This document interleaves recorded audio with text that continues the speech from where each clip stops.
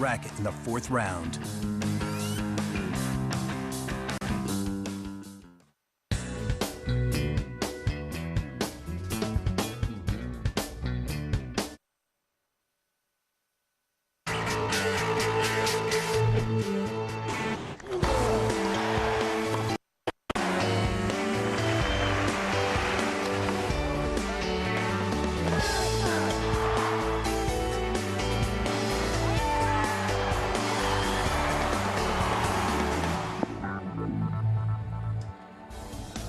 Hello and welcome. Glad you could join us on another beautiful day here in Rome for the final of the 4th Masters Series events of the season. Jason Goodall alongside Robbie Koenig, privileged to be courtside for a match that promises much. It's a repeat of the Monte Carlo final. The gladiators are the same, it's just the amphitheatre that's different this time around.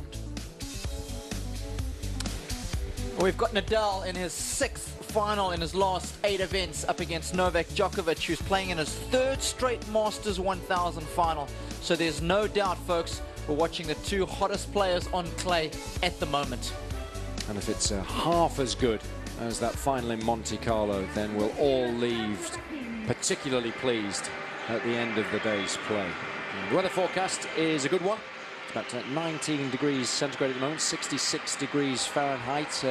Not particularly humid, only 51%. And there's a bit of a breeze, though, coming in from the north, 17 kilometers an hour, about 11 miles an hour. And it is a little blustery as we're coming into the TV compound today. We were getting blown about a little bit. So the players will have to be well aware of that. And I think, Robbie, that gives Nadal a distinct advantage because remember how well he played in the windiest conditions I've ever seen in Indian Wells earlier this year when he demolished Andy Murray in the final. And the reason he was so effective in that final was his footwork was unbelievable. We know he has the best footwork in the business when he's playing well, and in windy conditions that really it does improve even more so, and you realize how important it is. And I guess today he might hold the advantage over Djokovic because of that reason, but Djokovic will relish the challenge. Last time they played in Monte Carlo, he took him close, he pushed him right to the edge. I'm sure for Djokovic on clay, the belief is there, given what happened in Monte Carlo. And he's got even a little bit more motivation today. He needs to win this match, otherwise his ranking's going south, isn't it? Well, it's only going south a little bit. He's not too concerned about it. If he doesn't defend his title today, Andy Murray will become the new world number 3 on May the 11th when the Rome points drop off. So that's a week tomorrow when, of course, we'll be in Madrid. That shouldn't have too much of a bearing on the seedings at Roland Garros because, of course, it's still very much luck of the draw whether you get in the top half or the bottom half because Nadal will still be 1, Federer will still be 2. But interestingly, there's always a lot of talk during the European clay court season about those epic clashes between Nadal and Federer. But of course, we haven't seen one of those yet so far during this European clay court season. We might not get to see one. We might not, and it's Nadal who's holding up his side of the bargain. Unfortunately, Roger isn't. So those epic matchups haven't materialized as of yet. So it's Federer who said he's got plenty to think about. He's got to work on his game. That's what he said in his press conference yesterday, and he's not too concerned if he doesn't face Nadal before the French Open. He said he'd rather play him in the finals. In the past, it hasn't served him well. He's lost anyway, so perhaps this could be work in his favor, not playing Nadal before the French. And what's so nice is that Novak Djokovic has stepped up to the plate and filled the void quite beautifully. Their match in Monte Carlo, Robbie, absolutely phenomenal, particularly the early stages of that deciding set. Well, the first 3 games lasted 39 minutes before Nadal was finally able to wrestle the match away from Djokovic and then prevail just with sheer guts and determination. And he'll need plenty of both of those attributes this afternoon. The fans are impatient. They want to see these two take to the court, and they want to see both be as competitive as we know they can be.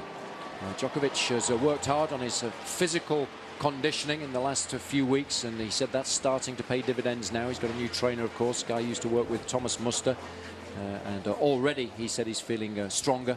He feels he's got a little more endurance as well, and he'll obviously need all of those attributes this afternoon as well.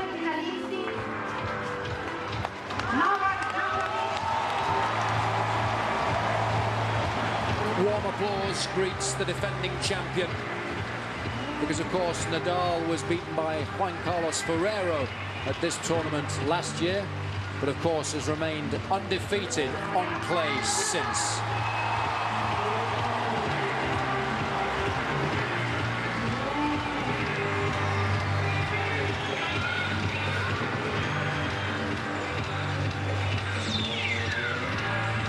Djokovic, of course, is attempting to win back-to-back titles here in Rome.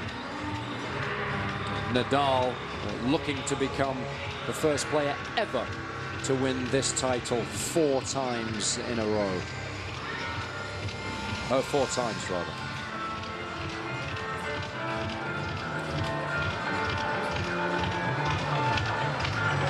So both players around the practice court a little earlier today, getting used to the conditions. And both will be well aware of how one another play. There won't be any surprises really out there on the court. Very much a case of execution in regard to the game plan. Nadal, we know, has become expert at winning matches, even when he's not playing his best. He hasn't played his best tennis throughout the course of the week, Robbie, but still finds himself in the final without dropping a set. Well, that's what makes him such a great player. Everybody can win when they're playing their best tennis, but the real champions find a way to win when they aren't playing their best, and that's what Nadal has done, and has really been out of third gear this week. For me, some of the most exciting tennis that he played was against Robin Soderling in that 1-love demolition of the Swede, where Soderling actually played some unbelievable tennis in that opening set, but still wasn't good enough to dent the armory of Nadal. The other matches have been pretty ordinary. Verdasco was a little disappointing yesterday. Both guys not playing anywhere near the best tennis, and Djokovic played very well yesterday against Federer, but again, it still wasn't a vintage match. He did very well to recover after the rain break. It's slightly fortunate perhaps that Federer didn't get that second break to lead 3-love before the rain came in that second set.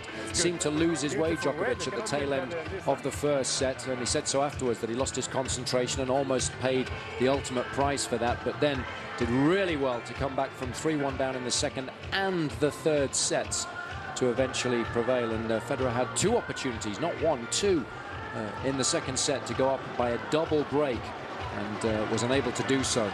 So again, it wasn't a particularly good performance from Federer, though he played a lot better than he did against Djokovic the last time they met on the North American hardcourt circuit.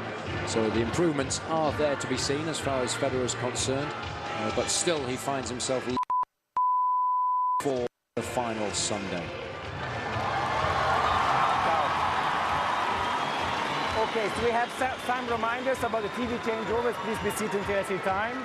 And the ball mouse inspection, you know, one return stop, I go down and check it, okay? When you want. And the 5 minutes warm up. We try to do our best today, okay? Okay, questions? No? Please, heads. Okay, heads is called. Yeah, your choice, please. Start third. Okay, so good matchup. Yeah. Mohamed Layani is the umpire. Full start for Nadal. He's got to go back to the blocks. A quick photo.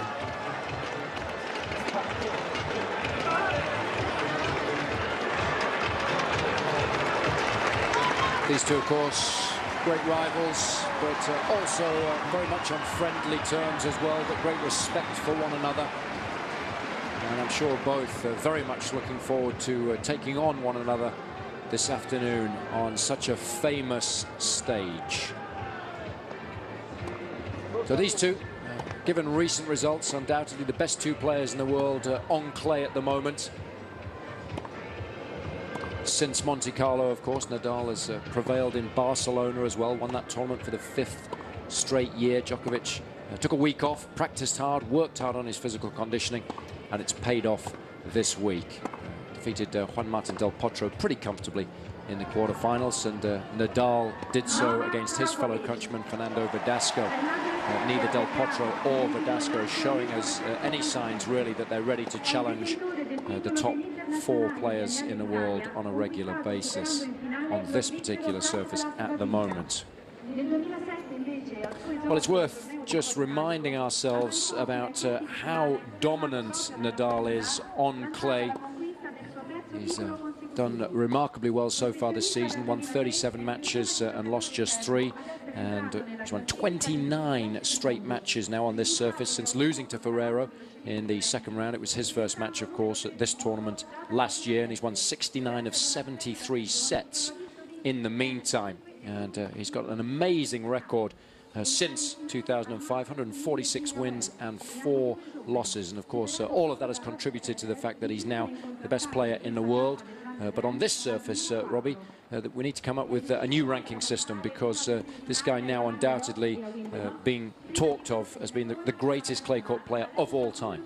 I think he certainly is, and one must remember as well that he doesn't play as much on the clay as what he could, like a guy like Guillermo Vilas used to, or some of the old guys, Ivan Lendl.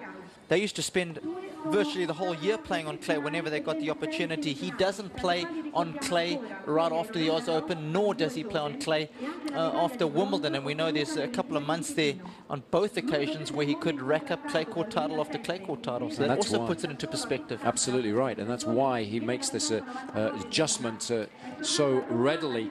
And that's why it's amazing that he's able to do so. Yet to drop a set this week. He is playing a little better than he did in Barcelona last week, and of course in Barcelona he played a little better than he did in Monte Carlo as well. So we're seeing the improvement all the time, and he tends to try and peak on the Sunday of Roland Garros, and he's done an excellent job of doing that over the last 4 years.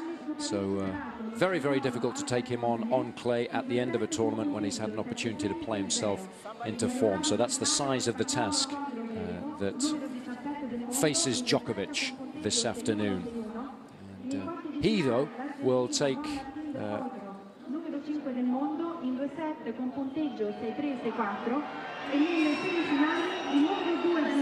I think the players have just had to stop their knock-up there a little bit, because I think there's a problem up in the crowd. Maybe someone's fainted.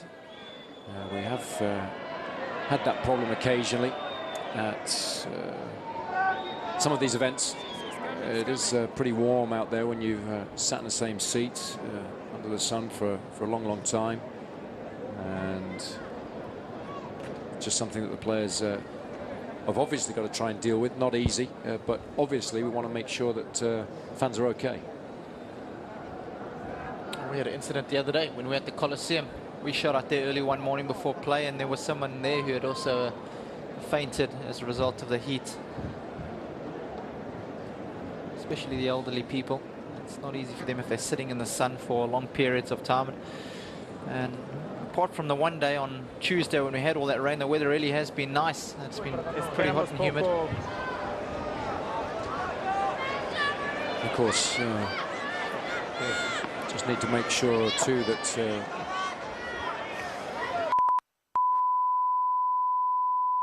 emergency services to the fan as quickly as possible, so therefore without any further disruption the players sensibly stop, so that the fans don't get distracted either.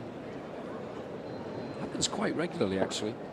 We had a couple of these in North America as well, and I think we had one in Monte Carlo. I remember late in the evening one day somebody fainted. Might be in a little Penty Safin match, so it's not an easy scenario. Need to get retractable roofs on these clay courts. Let's see if they can sort something out before we get to Madrid in a week or so's time. Well, we know Madrid will have a couple of retractable roofs on their 3 show courts. It'll be a combined event, Will Madrid. It's the next Masters 1000 event for the guys. I think it's a tier 1 is what they term it for the WTA. So it'll be a spectacular event. Yeah, all very much looking forwards to that.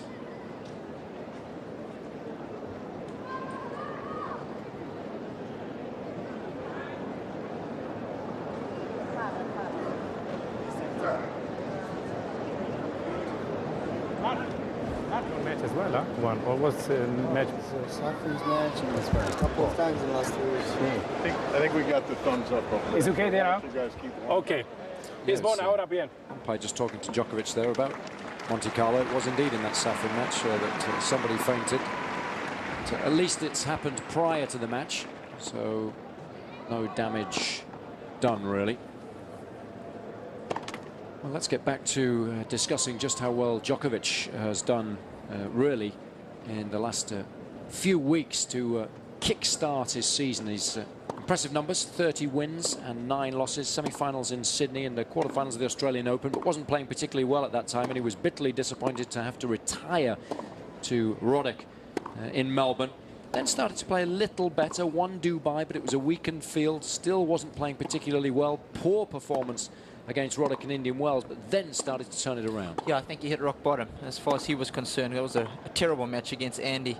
But the runner-up showing in Miami and in Monte Carlo, as we spoke about earlier, he beat some good guys along the way. Berdych, Tsonga, Federer, that was all in Miami.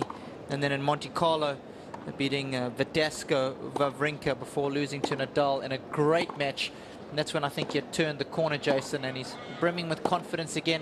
He's walking a couple of inches taller, the chest's out, and he's getting back to his own game. He's also hitting his forehand better. That's something he mentioned in the press conference yesterday, and that's something that we identified as well, and that's a key shot for him. If it's firing and he can keep the unforced error count nice and low from that wing and serve well, he's always in with a shot. And if you look at his draw, it's a pretty tough one on clay. Montañez really tested him in the opening set there. Djokovic wasted a frame when 4-2 down in the tiebreak, before eventually winning pretty comfortably in the second. Demolished Robredo. That was an excellent match. Del Potro didn't really put up much of a fight in the quarterfinals, relatively speaking. I was disappointed with him in that match. And then, of course, the big win yesterday against Federer, coming back from 3-1 down in the second and the third, has to give him a lot of confidence. There's no question about that. The downside is that when you look at the head-to-head record between these two, Nadal's won 12 of their 16 meetings.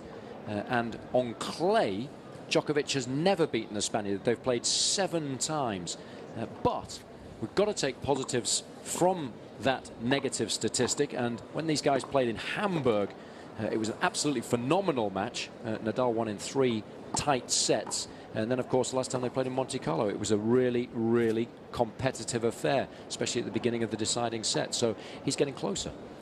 He is. But there's one thing that getting close, as we know in this sport especially, it's a different story, converting those close matches into wins.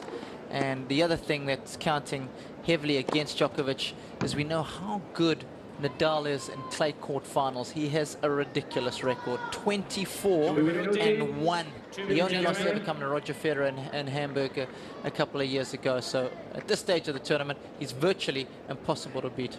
And quite an interesting scenario as well. Obviously, Djokovic needs to win today to retain his number 3 ranking. Whereas when these guys met in Hamburg in 2008, had Djokovic won, he would have become the world number 2. How differently things could have turned out. Yeah, well, what a difference 12 months makes. And we've seen the rise of Andy Murray. We've seen Djokovic fall back a bit. Even though he won the Masters Cup in Shanghai, beginning of this year hasn't been as fruitful as he would have wanted. But things are turning around, and that's how tennis is. You have these ebbs and flows throughout the course of your career. Interesting for me that, again, he's playing good tennis when he comes back to a place where he's had former glory. And you see that time and time again, season upon season. Guys have a feel-good factor at certain places, certain times of the year. And often that's when their ranking goes up. And I'm sure Marion Vida has been particularly pleased with the fact that Djokovic is starting to perform a lot better in his matches now. Because he had some half-decent results at the beginning of the year, relatively speaking. We're talking about Grand Slam champion here 12 months ago. So that's why I'm saying, you know, half-decent. We're nitpicking. But he started to play a lot better of late, and that will give him real confidence. I think the 2 wins over Federer in Miami and here really did make a big difference. Of course it does, and it's important that point that you made a little earlier. These guys don't measure themselves up against the guys ranked 4, 5, and 6 in the world. And they measure themselves up against the very best players in the sport. And they expect to be there on finals day each and every week when they're playing a tournament. So for them, if they're losing on the final weekend, it's really not good enough. They expect to go away winners every single week. Uncle Tony just keeping an eye on the emergency services as they do a good job taking the fan out of the stadium, so he'll now be able to concentrate totally on the match, as will the fans and the players. But he must be pleased with the way that Nadal's performed in the last few weeks. never easy for the Spaniard coming into the European clay court season. Every single match he plays is expected to win. He's got titles to defend, he's got points to defend, but he just keeps doing it as if it's the easiest thing in the world, and we know it's anything but. I know consistency at this level is one of the toughest things ever, but I think he compartmentalizes everything so well. He doesn't think about what happened in previous years or what the expectations are going forward. All he worries about is what he needs to do today to get the job done, be it the first point of the match, be it closing out the opening set, be it winning the tournament. And I think that's why he has so much success. He has this incredible mental ability to do that. And that's the biggest part of his success, I believe. Obviously, his tenacity, everything else, the mental side of the game is almost unsurpassed. As long as I've been watching tennis, Bjorn Borg was my great hero growing up, and I often draw comparisons between the two. But I think it's fair to say that Nadal is now taking it to vertigo-inducing heights. Somebody who knows a fair bit about winning a lot of matches at this particular venue is Nicola Pietrangeli. He had a couple of good wins here, 57 and 61, and of course now very proud, I'm sure, that this centre court named after him, and perhaps next year will be on the new centre court that's been currently built behind this one. Let's hope so. It's been under construction for a while now. And, this tournament does deserve to be right up there with the very best in terms of the facilities. The players and the fans now demand that. These Masters Series events, they really are the crown jewels in the ATP Tour.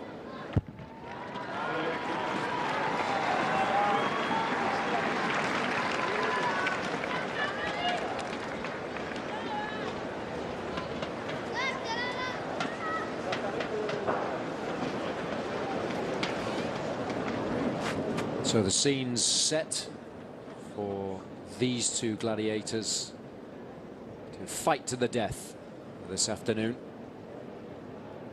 Nadal, of course, looking for a fourth title here in Rome. Djokovic looking to defend his title. He took full advantage of the fact that Nadal was beaten this tournament last year by his fellow countryman, Juan Carlos Ferrero. No blisters this time around to plague the Spaniard. And he's been in fine fettle throughout the course of the week. And obviously, given that he's the king of clay, he's still very much the man to beat. Partita al servizio Novak Djokovic.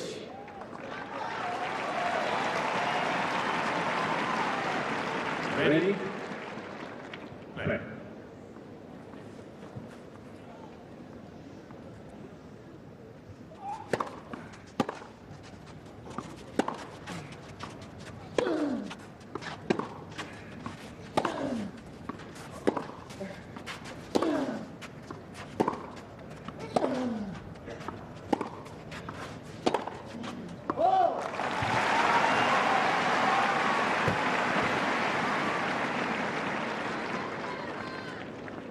Zero, 15 love.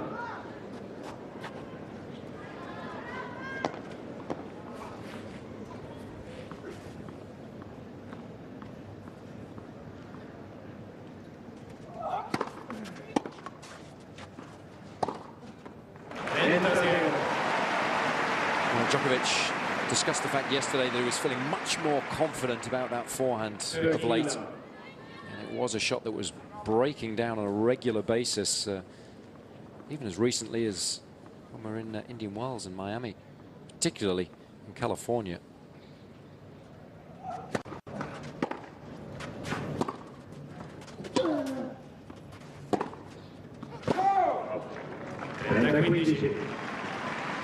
It's always going to be a fine line for Djokovic. He's got to be aggressive. You've got to take the game to Nadal on any surface, particularly clay, but of course always got to keep an eye on that unforced error count as well. He managed his shots so well in Monte Carlo, particularly in the second and the beginning of the third sets.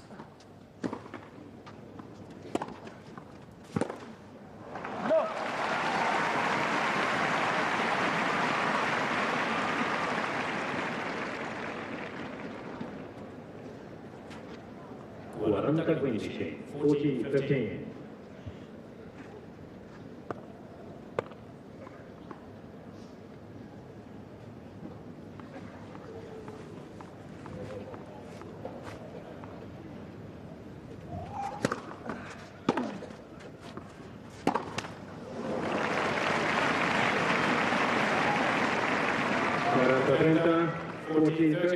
It's the first time this week Djokovic has been forced to play a shot from that particular area of the court.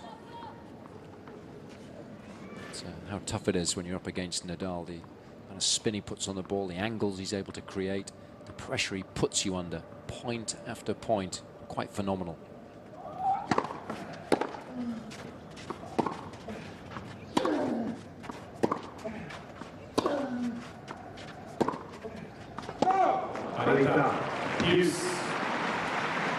And Jason, it's easy to see how he's able to put you under so much pressure, because if one has just a look at some of the numbers this week, it's Nadal who leads the tournament in return games won and service games won. Nice combination.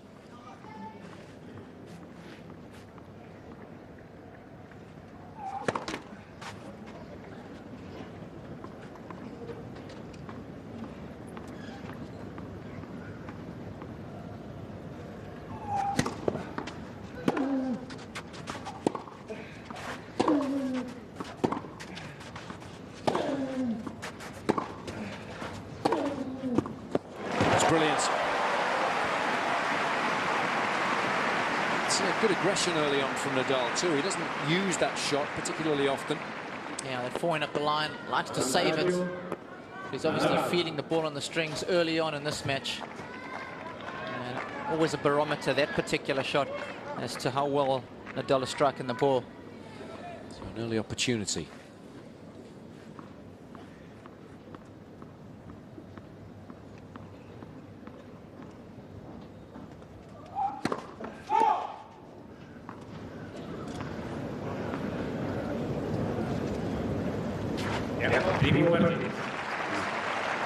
Very sporting of Nadal. Players, by and large, do have a lot of trust in one another. They'll have a look at a mark, and if they feel it was good, they'll immediately tell the opposition. And Djokovic, as a result of that here, gets 2 serves.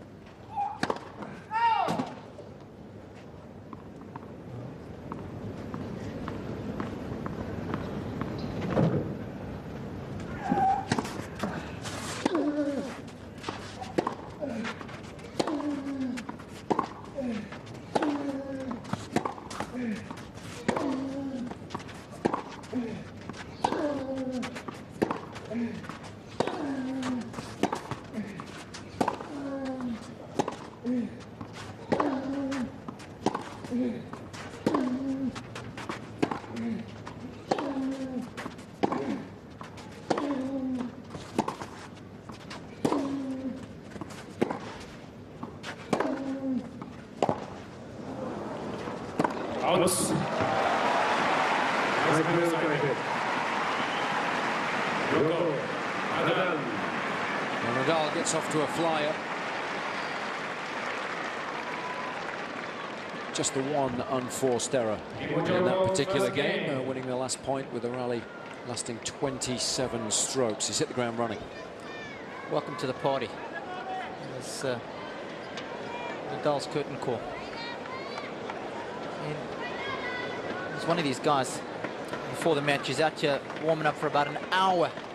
Was Nadal, we saw the same in Monte Carlo, whereas a lot of guys just before a final, they just, you know, go through the motions, perhaps 20 minutes tops, but he leaves no stone unturned. And this is why he's able to hit the ground running, because he is so warm and ready to go from ball one, and can often catch his opponents off guard.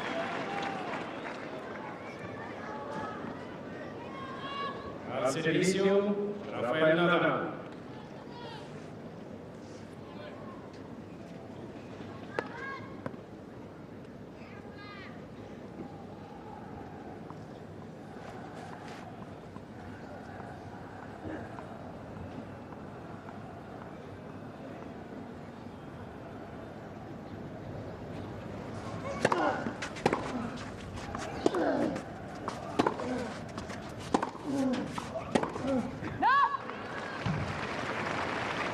15 love.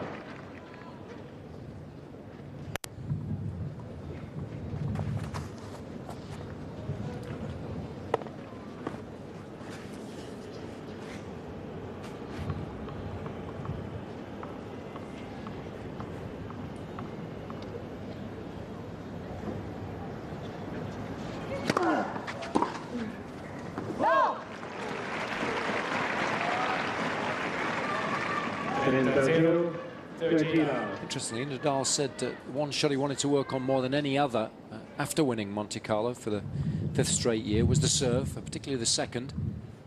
He said he felt he wasn't hitting it hard enough or as accurately enough.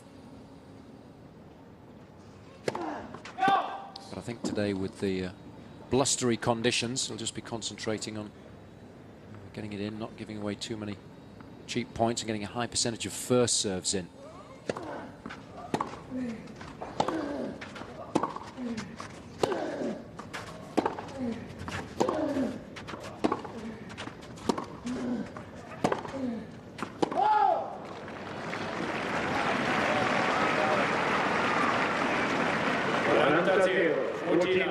Seven straight points now for the Spaniard.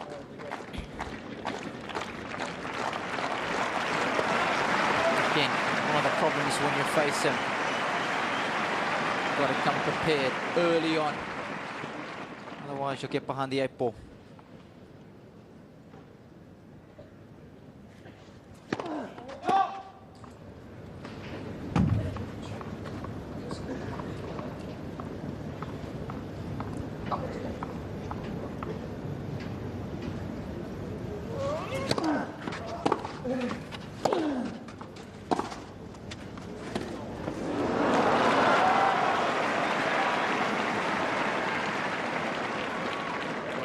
Djokovic, 14-15.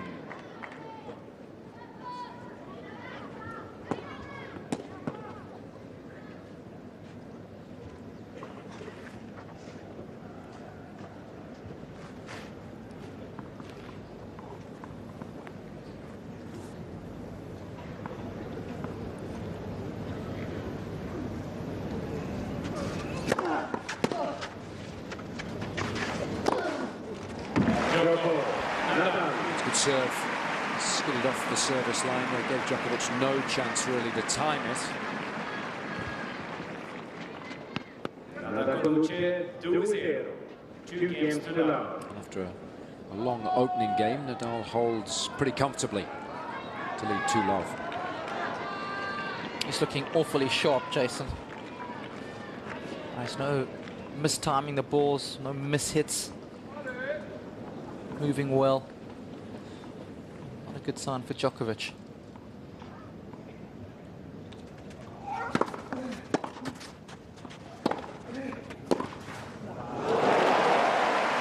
Magnificent. So good under pressure.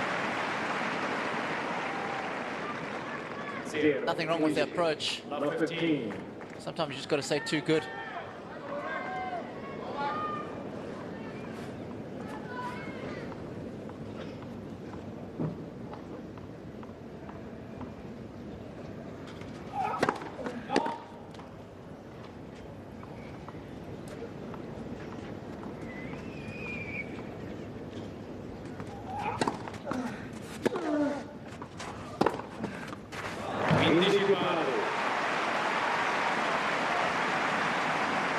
Well, we highlighted in Monte Carlo the fact that Nadal does tend to sometimes drop those returns a little short, and it's absolutely crucial that opponents take advantage of that fact. Djokovic did quite beautifully there.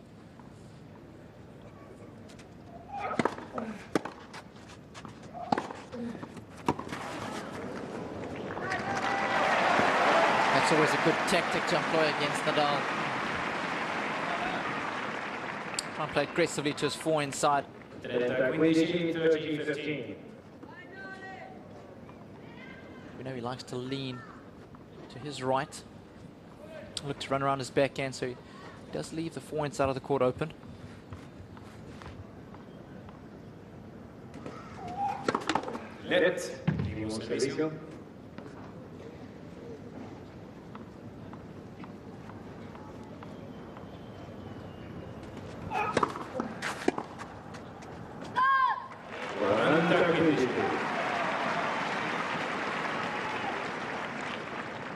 40-15.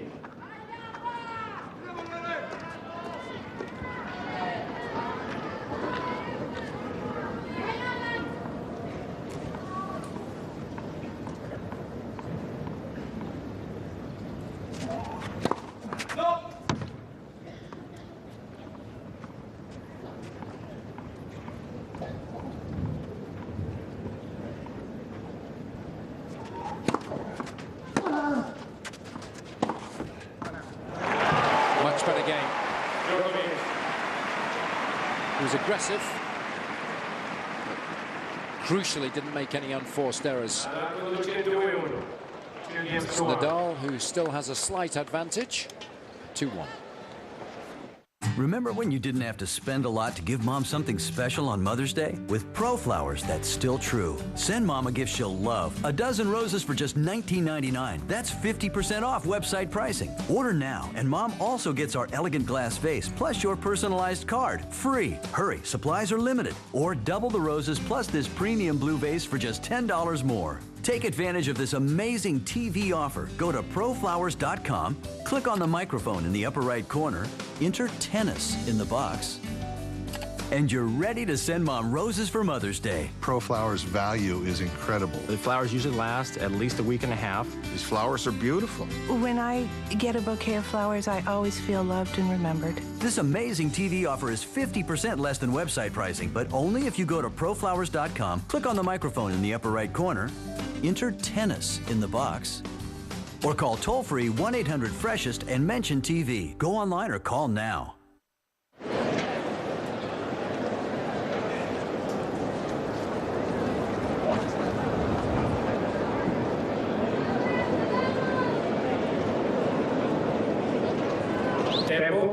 It's been an excellent start from Nadal. Djokovic did well in that last game. Just to find his way, really. Worked out the range on the groundies. Sent out the right signals to Nadal that he's going to go after him. And he's not afraid to do so.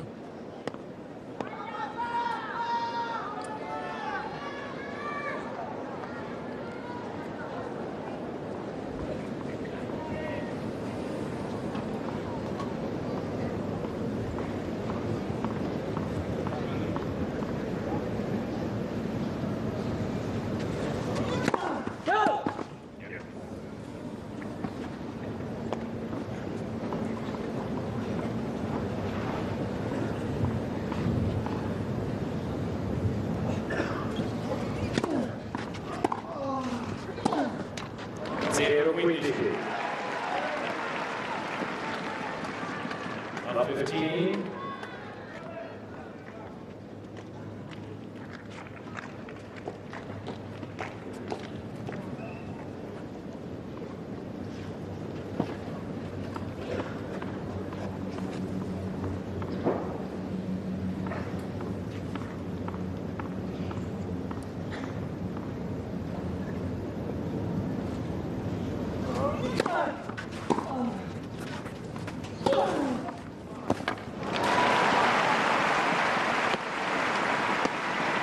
This young man's footwork is what makes him the player that he is. 15.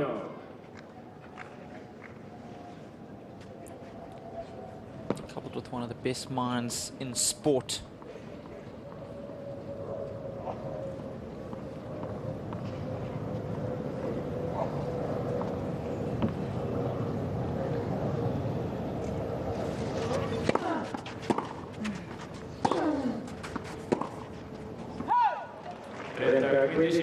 I read a comparison a couple of years ago about the toughest sports mentally.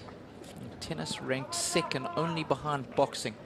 I said the toughest thing about boxing was that because it was one-on-one and physical, the mental challenges were just a little bit more than what a tennis player had to endure.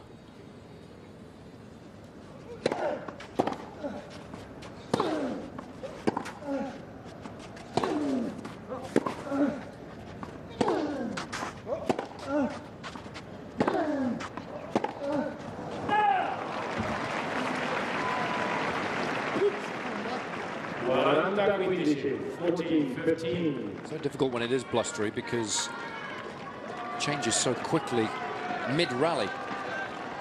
Can be frustrating. You think the wind's going to blow, you hit it a bit harder, and suddenly it doesn't. You miss by a mile.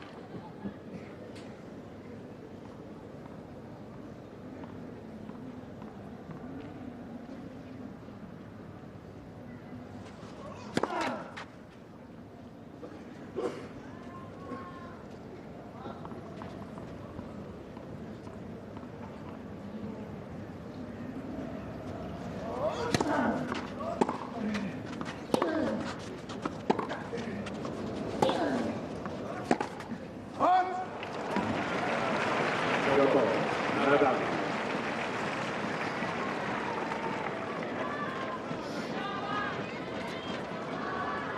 Nadal 3 games to 1.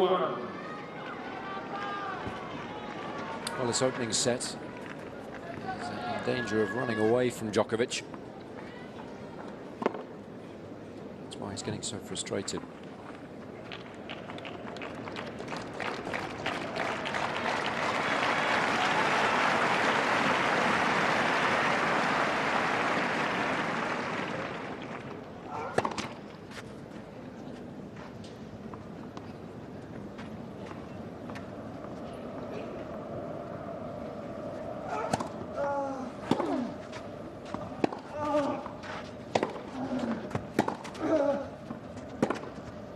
No! 15 love.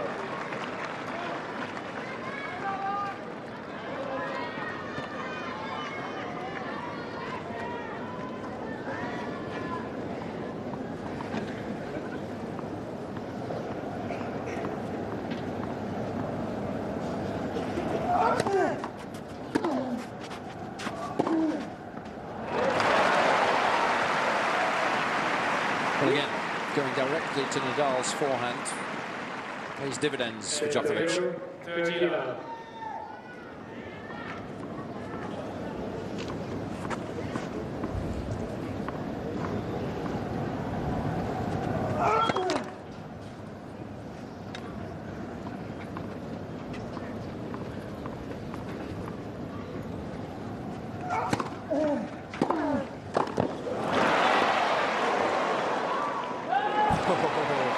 Almost made it.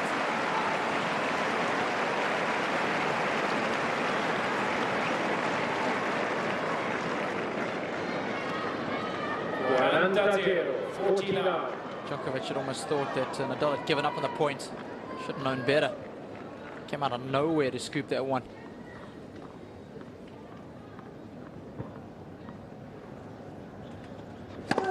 Net.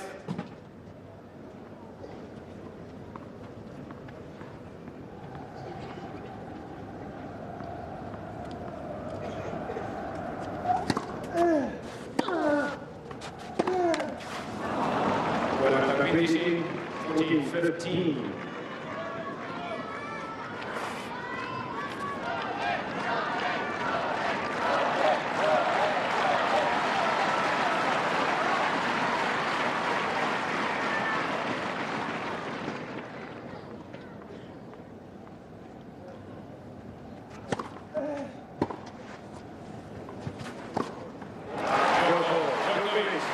Lovely serving. Nice variation. Getting just enough first serves in too. Still the one break that separates these two. Nadal with a 3-2 lead. I learn respect. I learn responsibility. I learn how to share. I learn effort.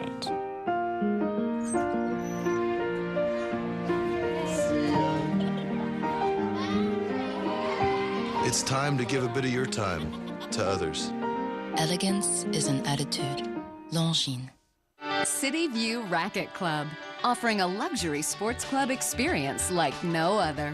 7 Hartrue tennis courts, 4 squash courts, state-of-the-art fitness center, full-service spa, stylish lounge and cafe, and a spacious rooftop deck with stunning skyline views. It's a first-class resort that's just minutes from Midtown Manhattan by subway or car. City View, a club above.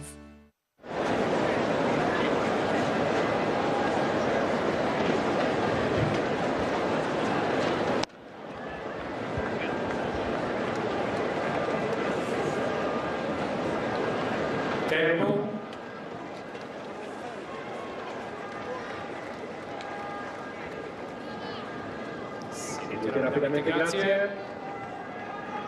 Well, these two players undoubtedly the best in the world on clay at the moment, given recent results. But it's been Nadal that's started the brighter of the two this afternoon by some margin. Spaniard is looking very solid indeed.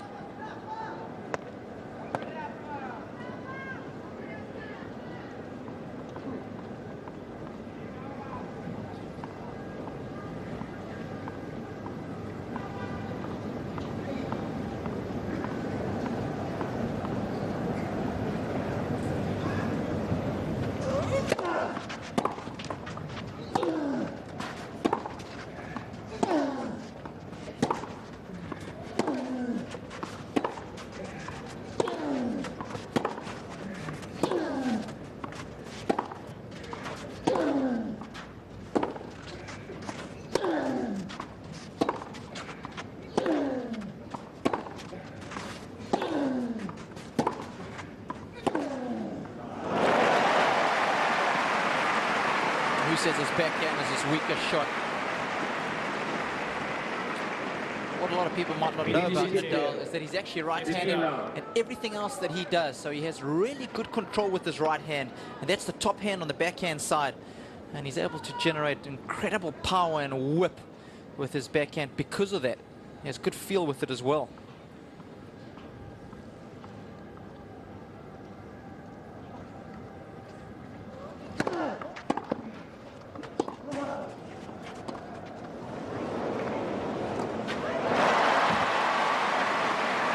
So quick to get up the court. Anticipatory skills are so good. Because if you can get to the ball as soon as that, you have so many other options. That's what they're trying to get their hands on this afternoon. That magnificent trophy, obviously under heavy guard. That and of course a Waterford Crystal Masters Series shield. And if Nadal's successful today, it'll be his 15th. It will take him to within 2 of the all-time leader, Agassi, who won 17, and it'll put him 1 ahead of the great Roger Federer, who's only managed 14.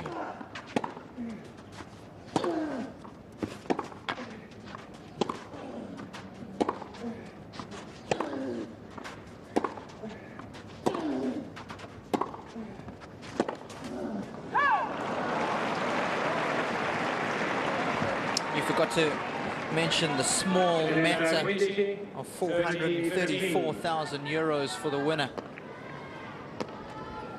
It's nice work if you can get it.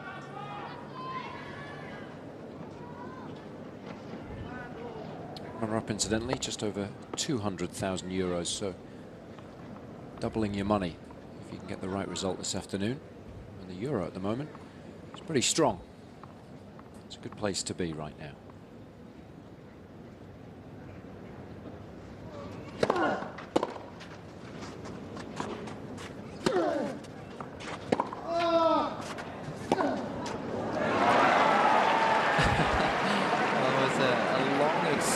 Grunt there from Djokovic, thinking it completely missed at the backhand, but in fact it went in, and that's why he apologized to Nadal. He's getting blustery down there.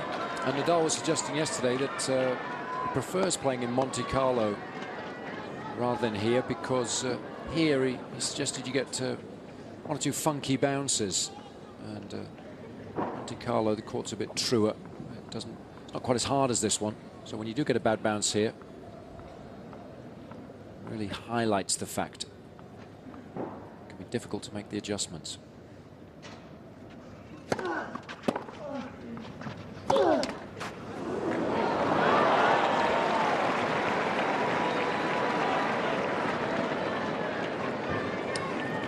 You suggested yesterday, Robbie, that you need a bit of luck or a lot of luck sometimes when you're up against the best in the world, and Djokovic will feel hard done by in that regard so far this afternoon. It's just the way the cookie crumbles. Not easy to play against Nadal and Lady Luck. It's a formidable mixed doubles pairing, that one.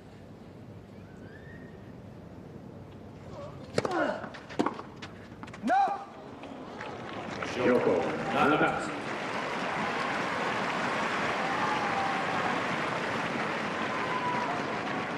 Nadal conduce 4-2. 4 games to 2. Wasn't his most convincing service game. Had that little bit of luck at 30-all, of course, but nevertheless manages to hold to move within 2 games of wrapping up this opening set.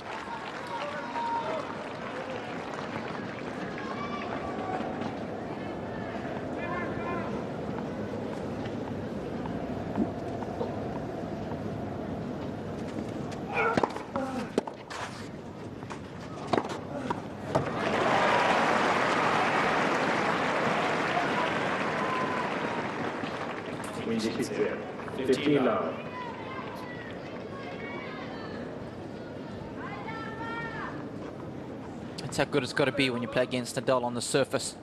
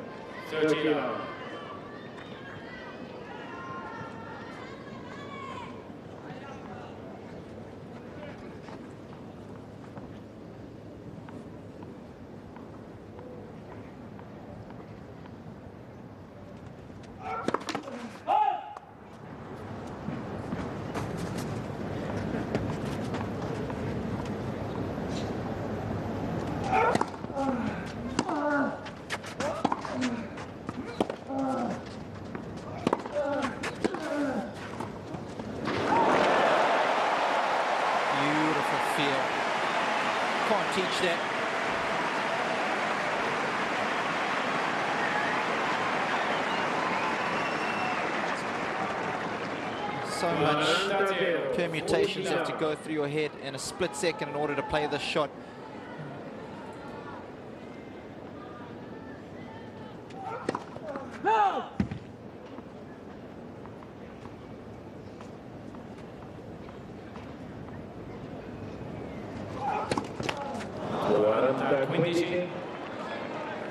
I think we're going to see a couple of double faults today and a couple of easy shots that get missed because of the gusty conditions, and you just got to accept it. First double for the Serb.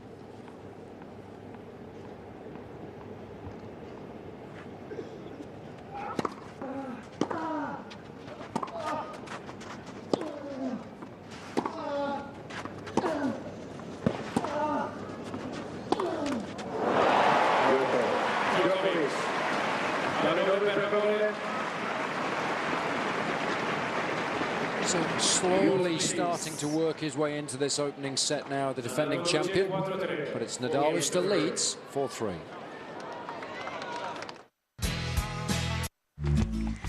Summer used to mean covering up my body and dreading the walk to the pool. But with the help of my personal Jenny consultant, Kathy, I lost 40 pounds and I gained confidence. I haven't worn one of these in almost 30 years. Now, nothing's stopping me from diving into this summer. Now lose 20 pounds for $20 plus the cost of food. Call 1-866-669-6366. Dive into your summer. Call Jenny today. Are you ready for your best tennis yet? At Tennis Express, we have the latest gear and apparel so you can play and look your best. Demo any of our rackets. Find the one that's right for you. Have you purchased Roger Federer's Wilson K6-190 or Pete Sampras Wilson K-Pro Staff yet? Either way, it's a grand slam for you. With Tennis Express, you always win. Call us at 1-800-833-6615 or visit us online at tennisexpress.com. We deliver tennis worldwide, right to your front door. Hablamos español. Djokovic, of course, using a new racket this season, and as recently as 2 or 3 weeks ago, he was still suggesting that he wasn't 100% used to it, that they were still trying to tweak it, that he was getting there, but he also said that he felt that his clay court game would improve because he could swing this one faster through the air. Well, that's proved perhaps correct. Finals in Monte Carlo, finals here, and next week he'll play in his own tournament in Serbia. So that should be exciting times for Serbian tennis to have Novak playing such a big tournament at home. And he would dearly love, of course, to arrive as Rome champion. Still got plenty of time this afternoon for that to happen. A lot of tennis still to be played.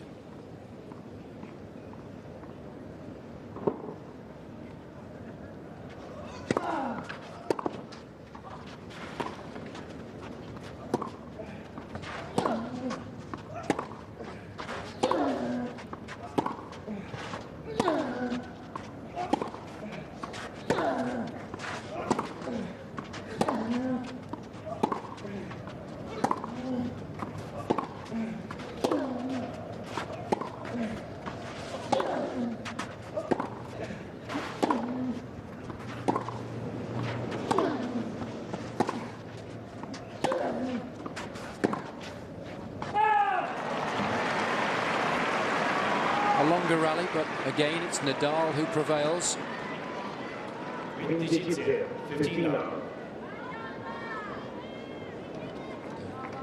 Trying hard to maintain his composure.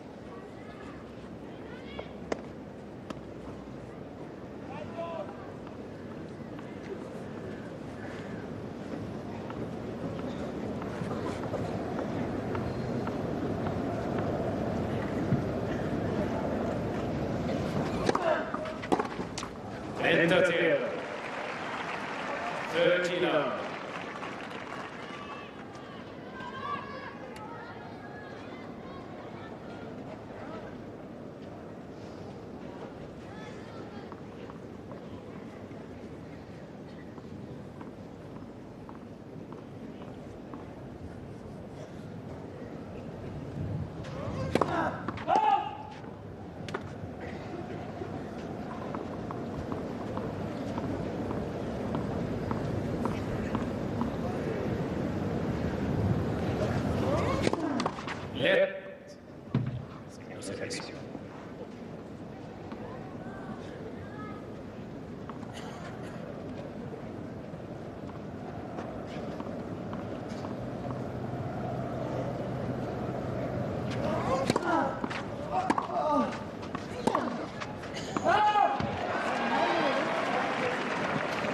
And finishing 30-15.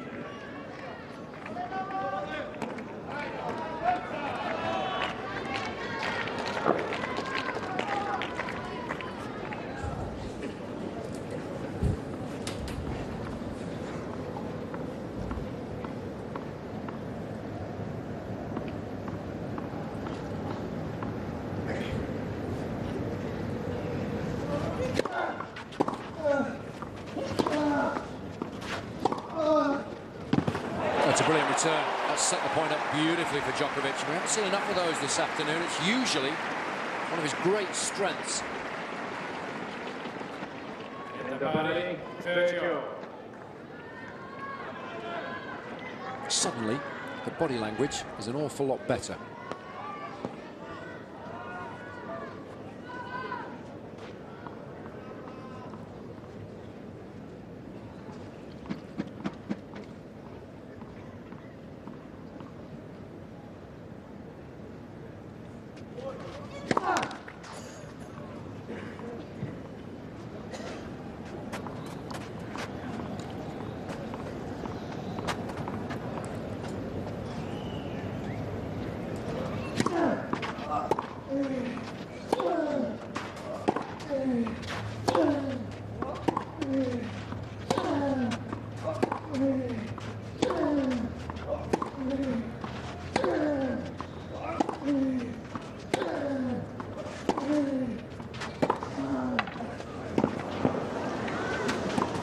That's phenomenal tennis, given the importance of the point.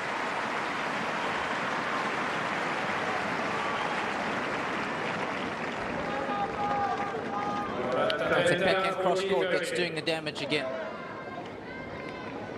Look how quick he is to seize the moment. Doesn't try and do too much with the volley either. He's prepared to hit 2 or 3 if necessary.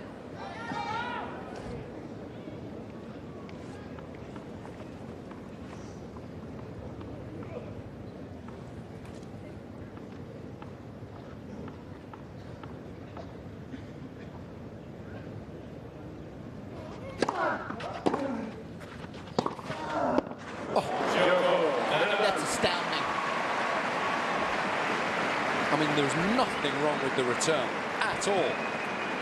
And suddenly, Nadal hits a clean winner. Yeah, I thought he had backed himself into a corner there. Didn't have enough room to execute any decent shot. How wrong could I be?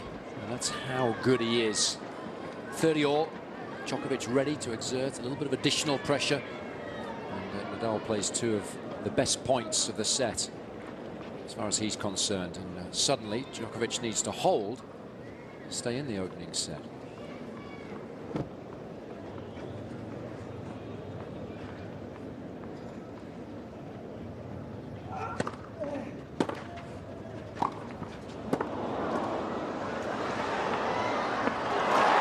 He's got it all covered.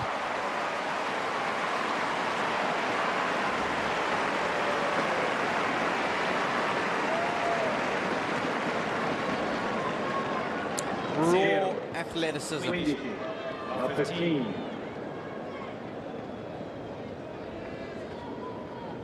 Just seems to make the court so small, does Nadal? There's no spaces to hit winners.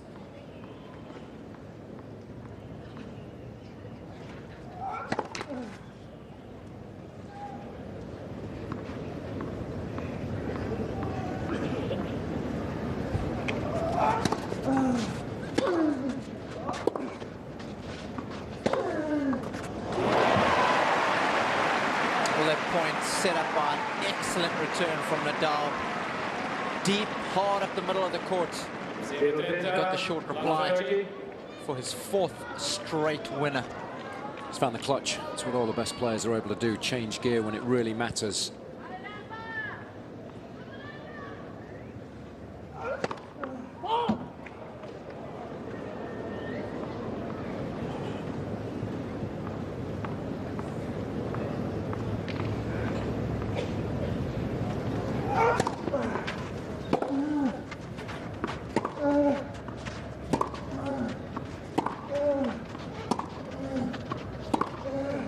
It's a lovely shot. He's got to remember that that was the game plan that worked so well in Monte Carlo. Keeping the rally nice and short. As soon as he was given the opportunity to pounce on the short ball, he did.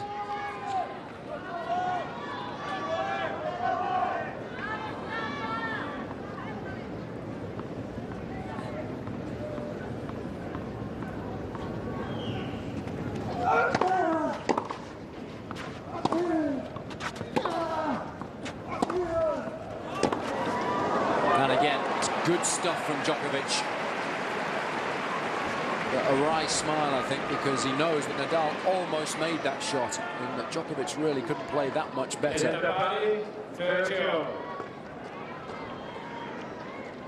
He's fighting extremely hard here to hang on in there in this opening set.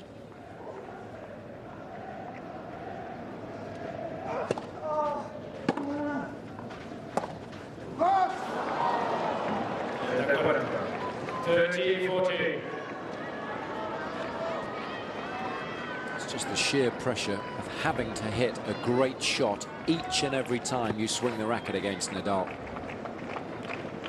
The business end of these sets.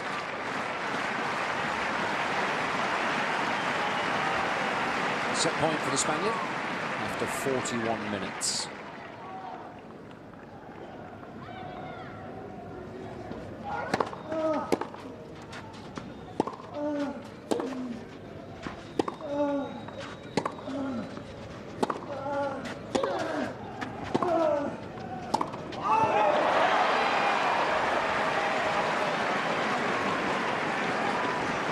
It's not often that you see Nadal miss a ball as poorly.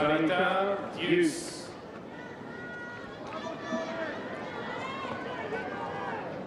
Just gave that one a little too much top spin.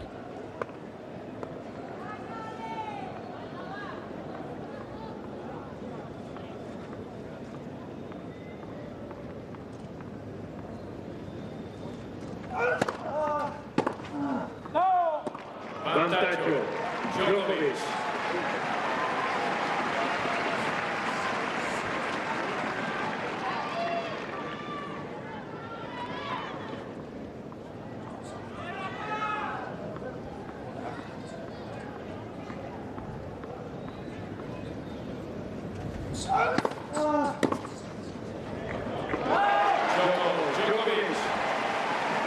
That was a huge game. Tennis was outstanding and lasting 5 or 10 minutes. Nadal leads 5-4. Remember when you didn't have to spend a lot to give Mom something special on Mother's Day? With Pro Flowers, that's still true. Send Mom a gift she'll love. A dozen roses for just $19.99. That's 50% off website pricing. Order now, and Mom also gets our elegant glass vase plus your personalized card. Free. Hurry, supplies are limited. Or double the roses plus this premium blue vase for just $10 more. Take advantage of this amazing TV offer. Go to proflowers.com, click on the microphone in the upper right corner, enter tennis in the box, and you're ready to send Mom roses for Mother's Day. Pro Flowers' value is incredible. The flowers usually last at least a week and a half. These flowers are beautiful. When I get a bouquet of flowers, I always feel loved and remembered. This amazing TV offer is 50% less than website pricing, but only if you go to proflowers.com, click on the microphone in the upper right corner, enter tennis in the box, or call toll-free 1-800-FRESHEST and mention TV. Go online or call now.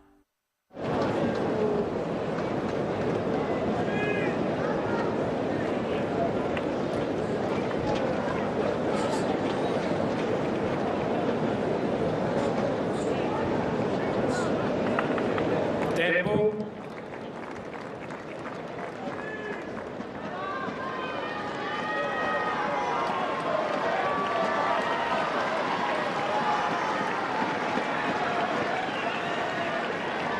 Posted some pretty good numbers on serve so far. 73% have found their mark, and he's only lost 6 points in total in his first 4 service games. Needs another half-decent one here to pocket this opening set.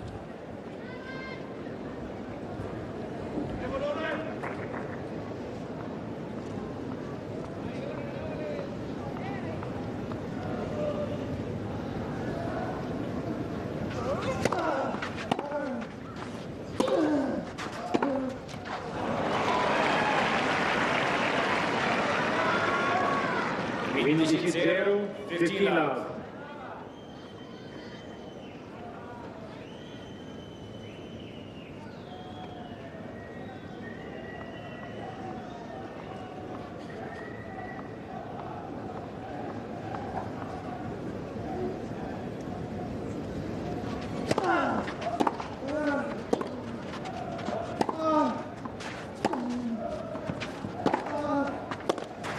Good length. For once, when under pressure there, Djokovic able to respond in kind. 15 all.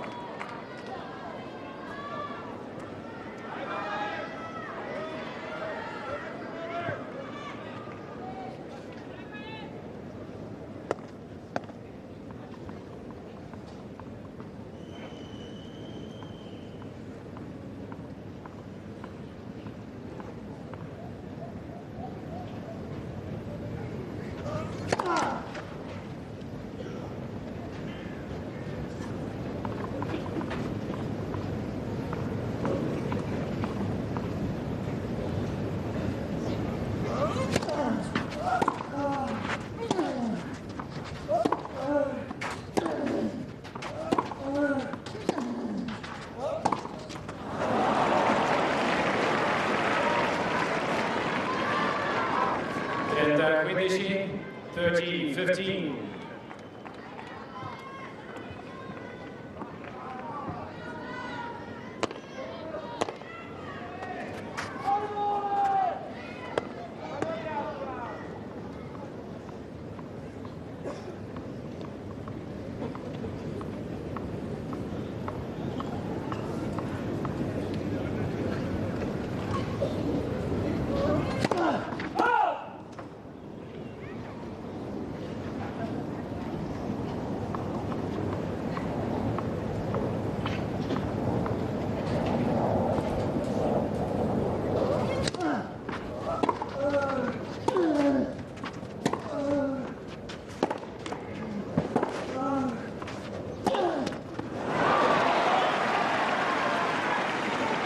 Or just making a gesture, give more air, height over the net.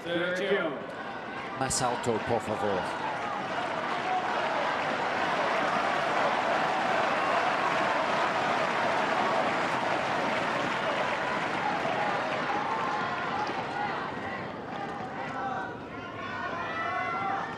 In his previous service game, he responded beautifully at 30-all. Let's see if he can do that again.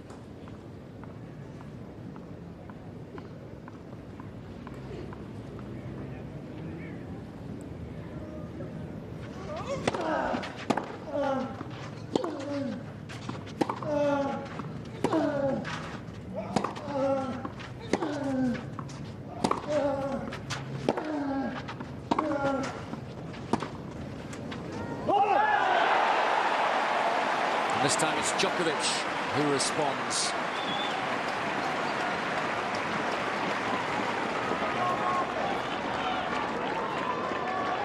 Enta 40, 13-14.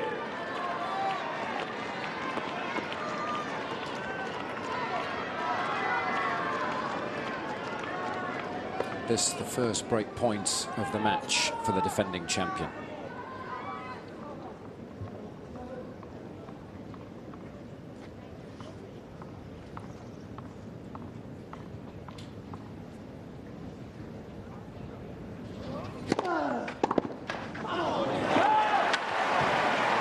Djokovic is disgusted with himself.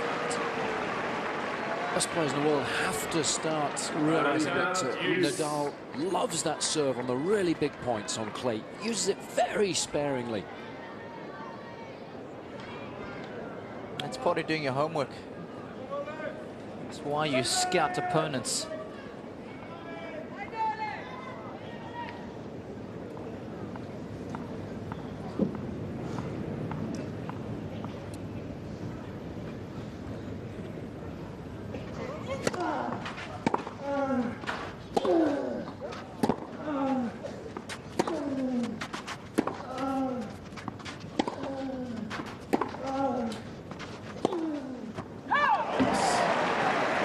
Didn't miss by much. It was definitely out.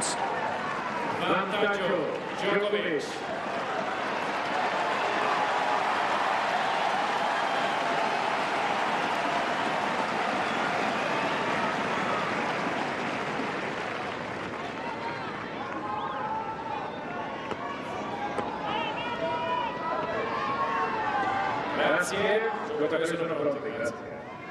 Second break point.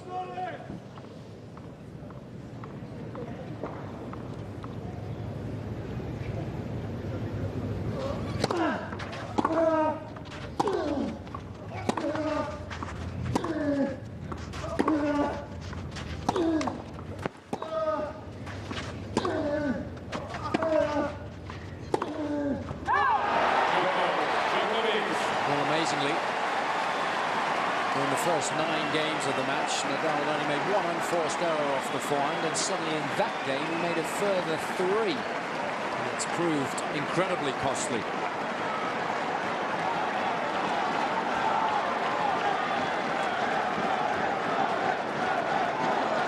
Full marks to Djokovic. Still believing. Making the most of the opportunity, even though it was very late in coming. Grazie.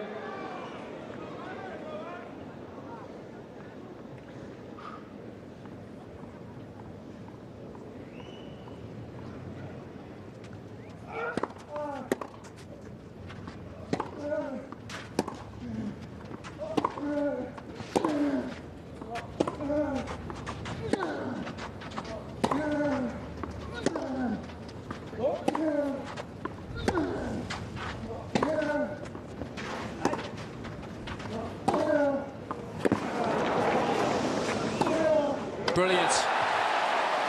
Again, the court position so good there, so aggressive, so much further up the court than he was earlier on in this set. Wisely played away Nadal's forehand. A lot of players would have gone to the backhand. Djokovic knows what it takes to beat Nadal.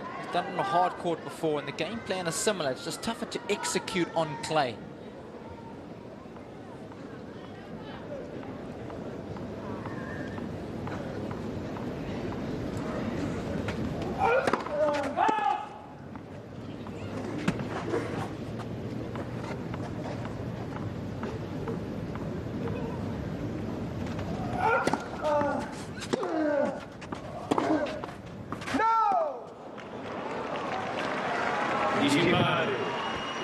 It's an unusual line call there. No.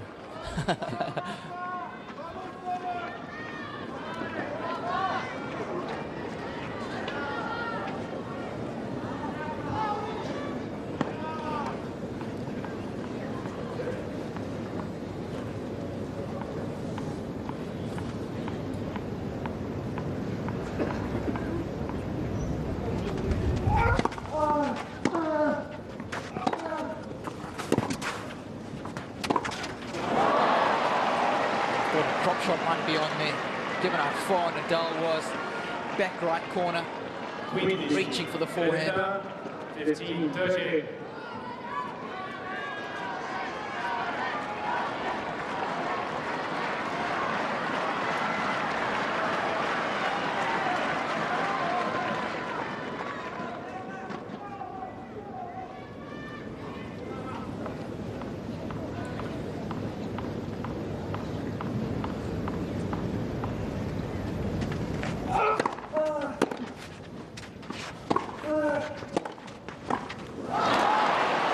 Such a sensible shot from Nadal. Didn't try and go for the clean winner. 15-40. Just added a lot of topspin to the shot, made sure that it was dipping viciously. Such a tough volley, that one, because you know if you pop it up, he's going to pass you off the next ball. You're under so much pressure to do something a little bit special. It's almost impossible from that position. Very few angles to play with. Break point for Nadal.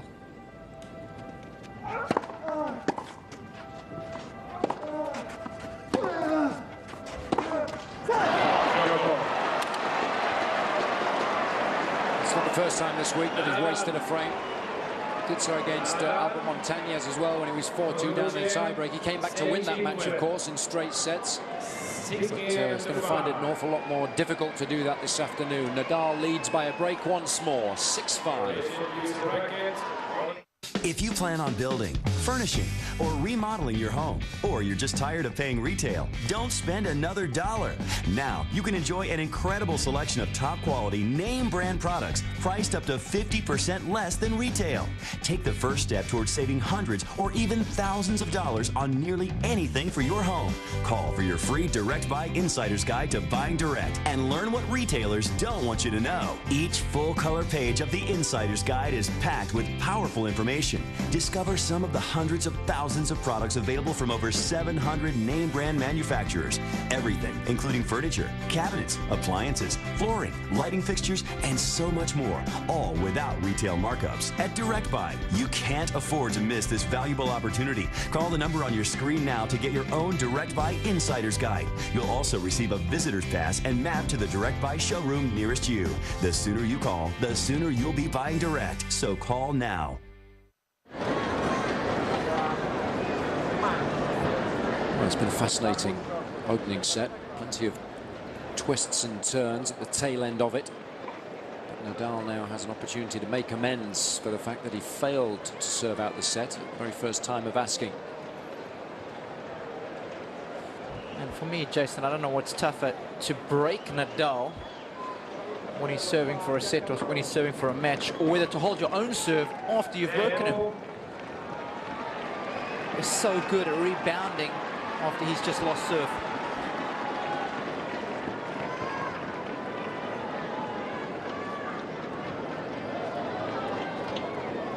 Grazie, giocatori sono pronti, grazie.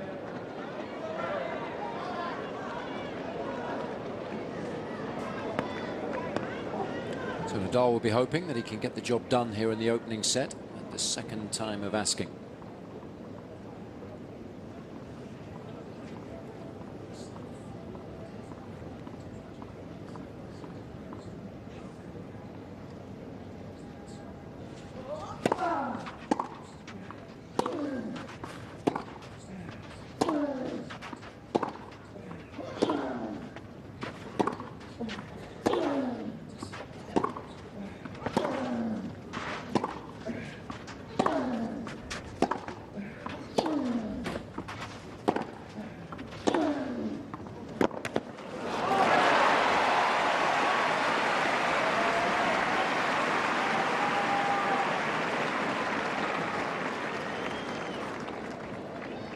Initiative, 15 now. Nadal winning over 60% of the points when the rally goes longer than 8 shots.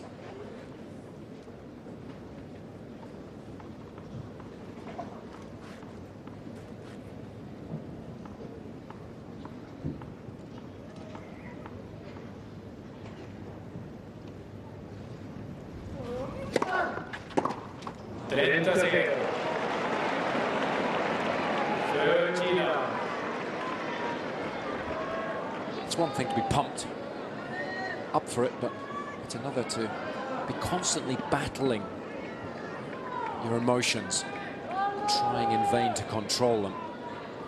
A lot of wasted energy. Doesn't send the right message down the other end of the court. He's got to be careful.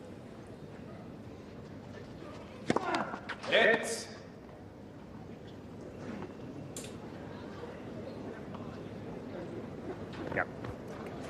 Definitely just caught. No need for Mohammed to get down and dirty.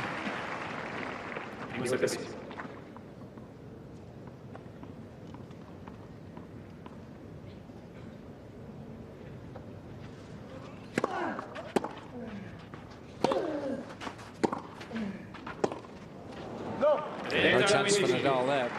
Always skidding viciously off the baseline. 30-15.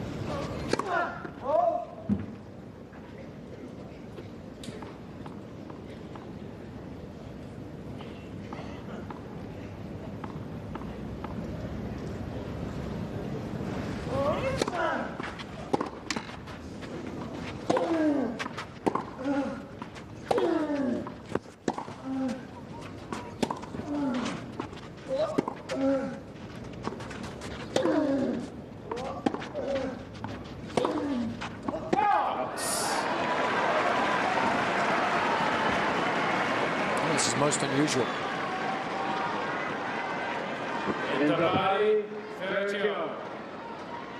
Forced errors starting to mount now. 14 in total now for Nadal.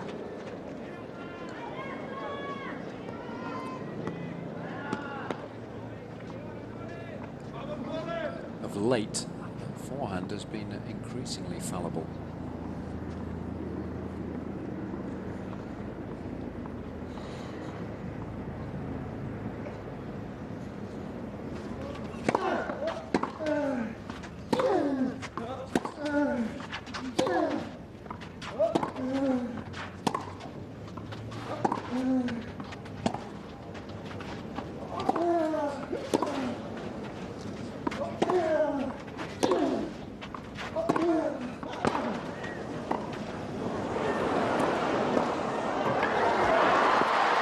That's unbelievable tennis. What a time to produce some of your best shots.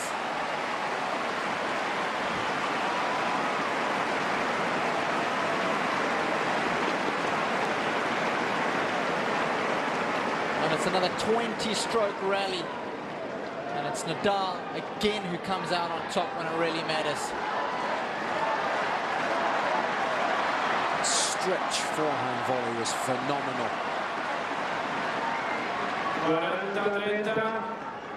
40-30. Grazie.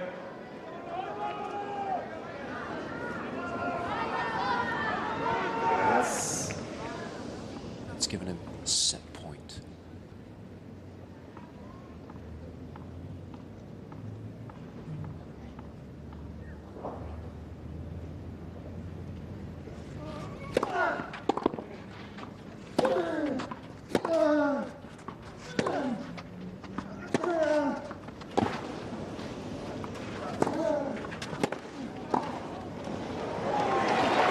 It's a lovely little volley, crucially taking all the pace off the shot.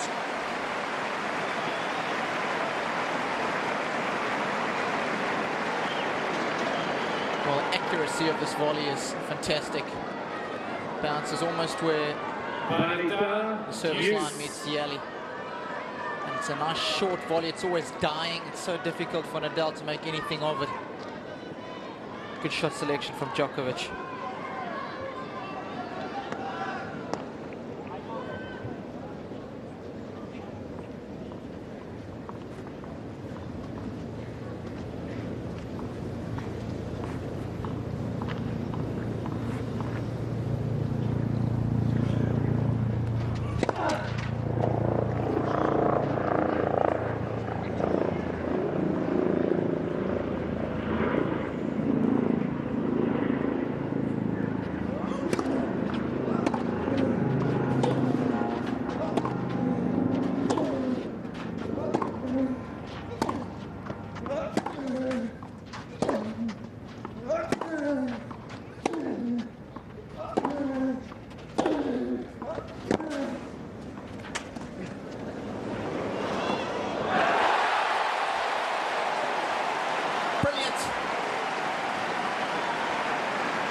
Fortune favours the brave. Djokovic was just a little bit more aggressive in that rally.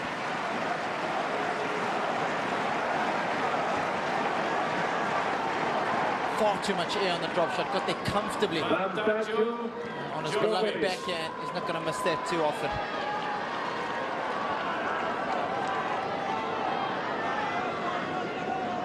Grazie. Giocatori sono pronti. Grazie. Chance for Djokovic to take us into a tie-break.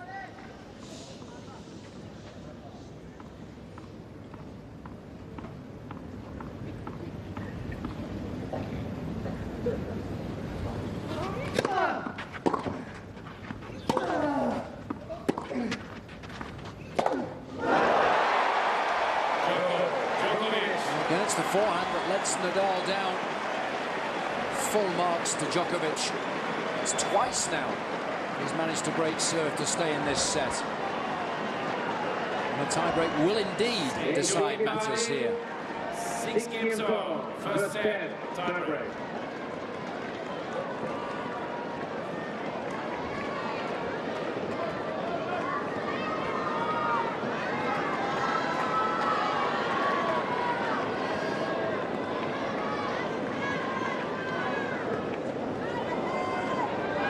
Grazie.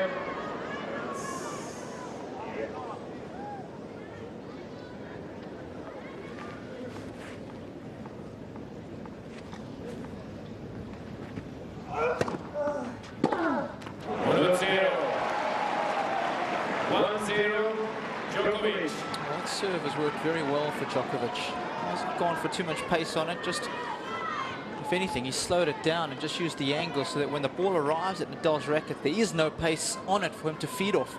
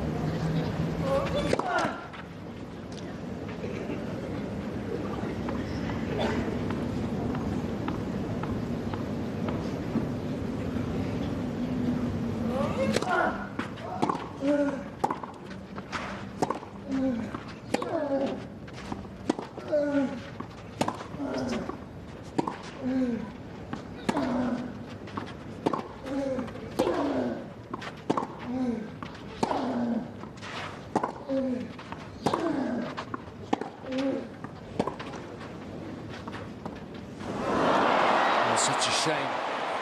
Set the point up beautifully.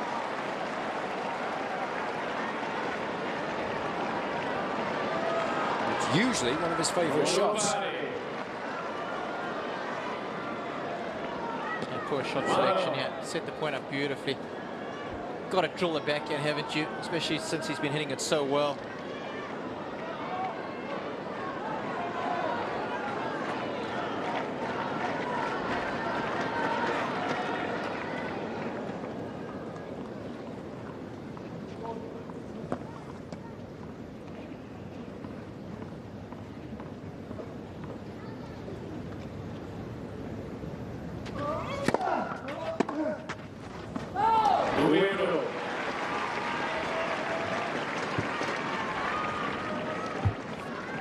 6-1, Nadal.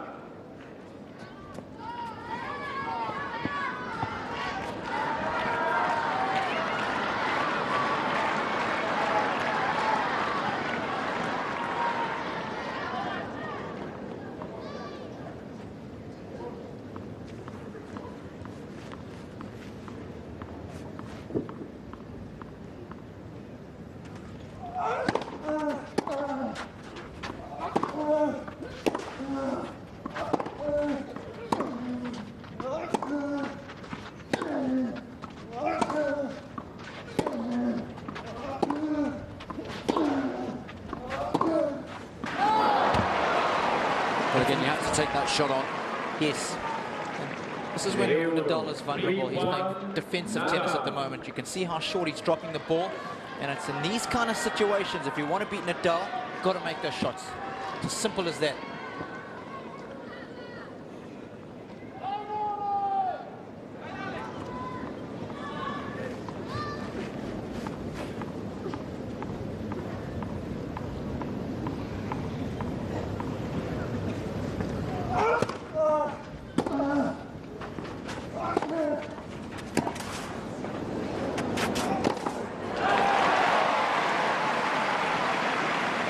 Well done, because the wind is swirling around up there. Well to keep his eye on the ball and hit it cleanly.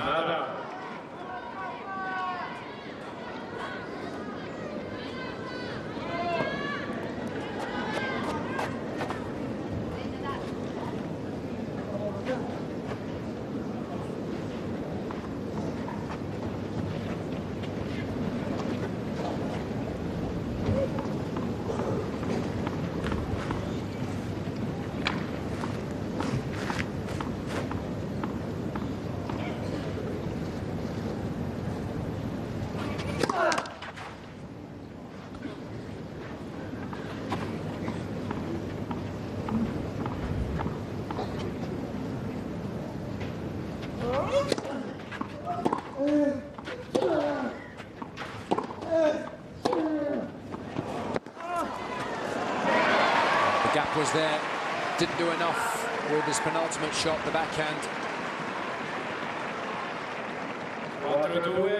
4-2, Nadal.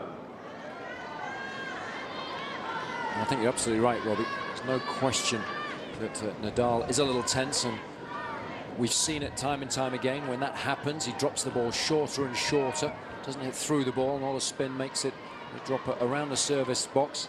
And it does create opportunities for opponents, but they have to be able to execute when it really matters. And of course, therein lies the great difficulty. It'll be interesting to see how costly that drop shot proves. Early on in the tiebreaker, when Djokovic had a chance to go up 2-love with a mini break. Remember, he had a pretty simple backhand as well up the line that he missed. Two of his favorite shots, the backhand.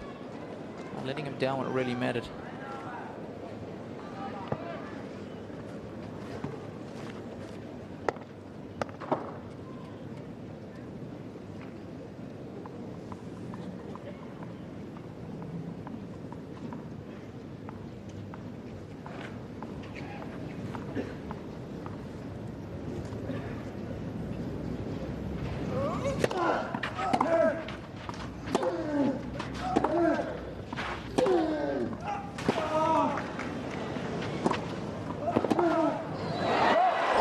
Just missed.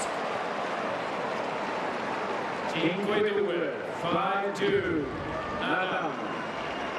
Interesting there, Jason, that Nadal didn't go for the drop shot that time after playing a poor one a little earlier.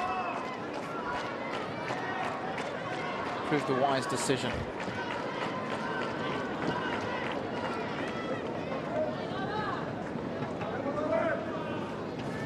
Must-win point, surely, for the defending champion.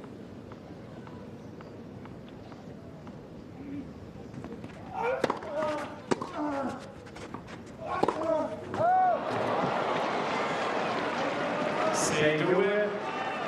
6-2, Nadal.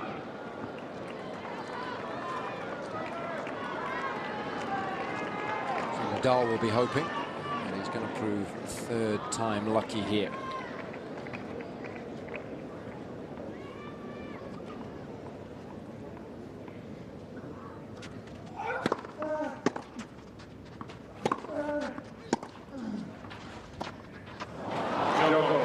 Well, can you believe he's tried it again?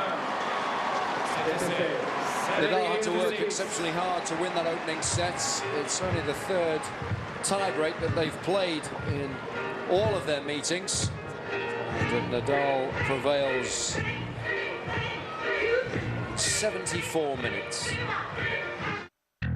Bag check. Remember when you didn't have to spend a lot to give Mom something special on Mother's Day? With Pro Flowers, that's still true. Send Mom a gift she'll love. A dozen roses for just $19.99. That's 50% off website pricing. Order now, and Mom also gets our elegant glass vase, plus your personalized card, free. Hurry, supplies are limited. Or double the roses plus this premium blue vase for just $10 more. Take advantage of this amazing TV offer. Go to proflowers.com, click on the microphone in the upper right corner, enter goal in the box, and you're ready to send Mom roses for Mother's Day. Pro Flowers value is incredible. The flowers usually last at least a week and a half. These flowers are beautiful.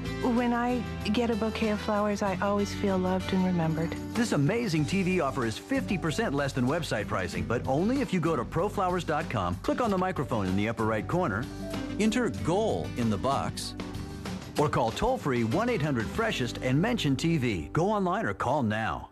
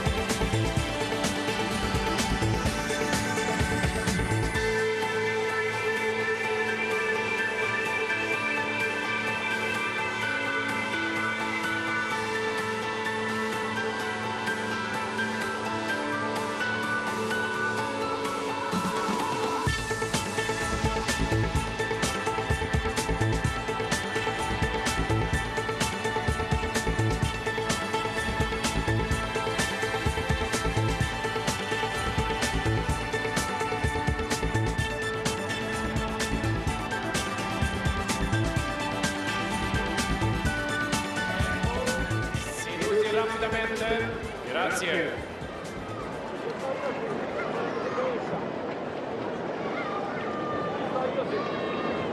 You're enjoying day 7 of our live coverage here in Rome. It's the 4th Masters Series event of the season after earlier visits to Indian Wells, Miami, and of course Monte Carlo a couple of weeks ago. It's a finals day. And Rafael Nadal has just managed to squeak the opening set after a monumental 74 minutes. So he's on course for a 4th title here. I'm sure the defending champion, Novak Djokovic, will have further to say about that here in the second set. A terrific effort from Djokovic in the first, twice breaking Nadal. The Spaniard had opportunities to wrap the set up at 5-4 and 6-5. Certainly started playing a lot more aggressively towards the tail end of the set. He almost stole it at the death. Now he's got to start all over again.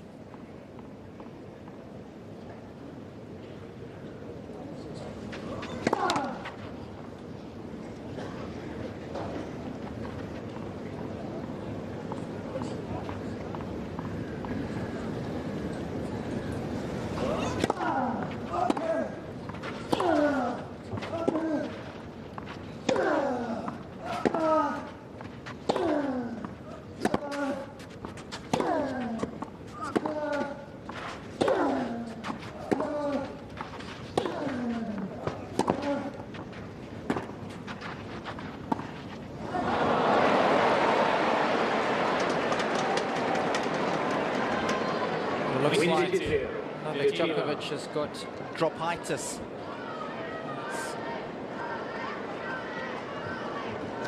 Commentating terminology when you overplay the drop shot but just can't get it right.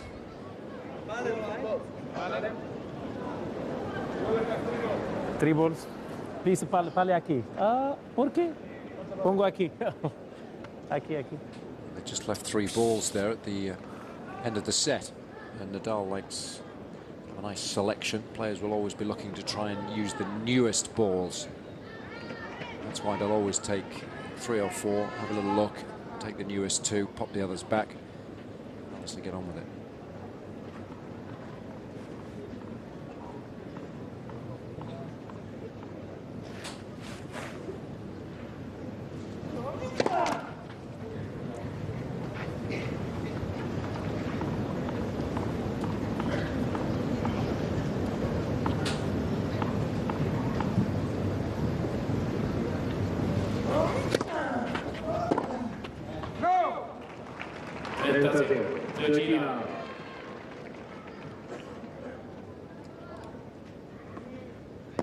It'll be interesting to see how Djokovic responds in the second set, having given so much in the first just to stay in there and have chances.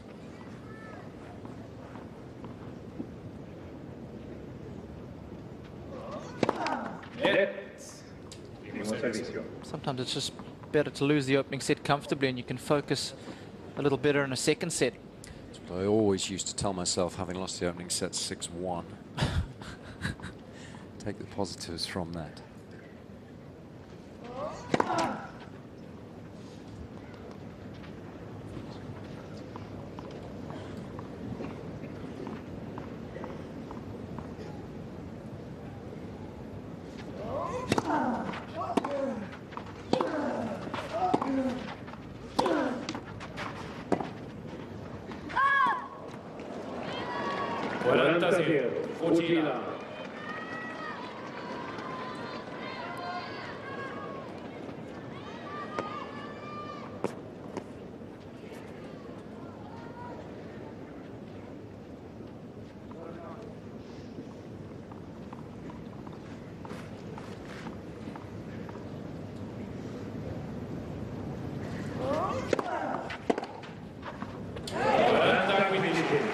Will do nicely.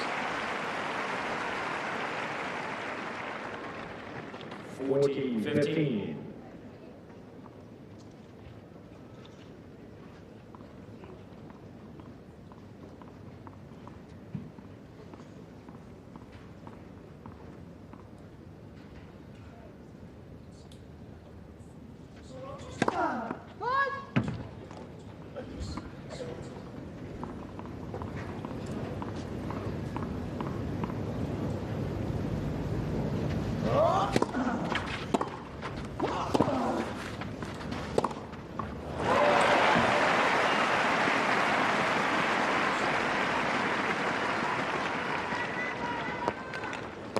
Quaranta-30, 40-30.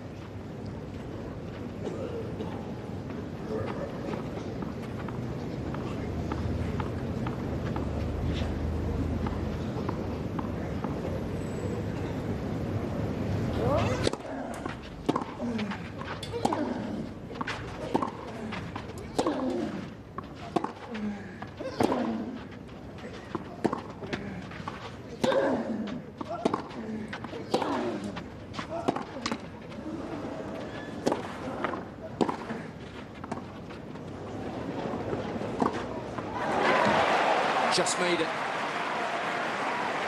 Another really good rally. Djokovic living dangerously at the end. Yes, great defense from Djokovic. Defense allowed him to turn the rally around in his favor. He's done well here from love 40 down.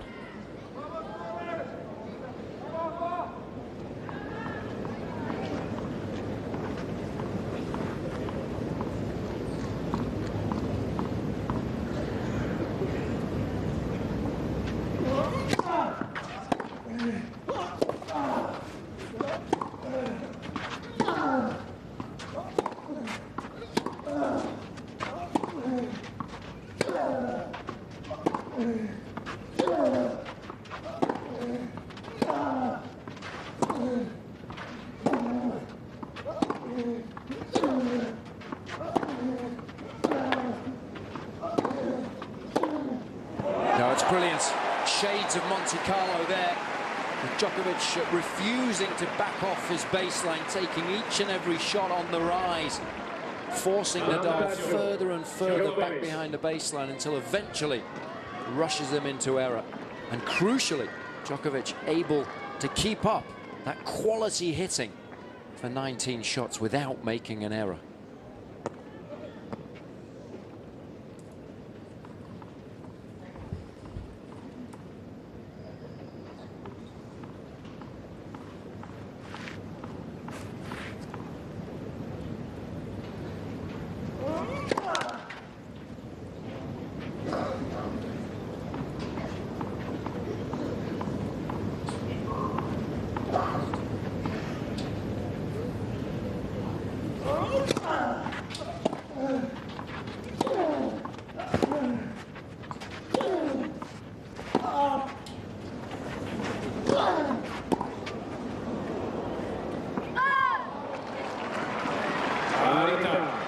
Well, again,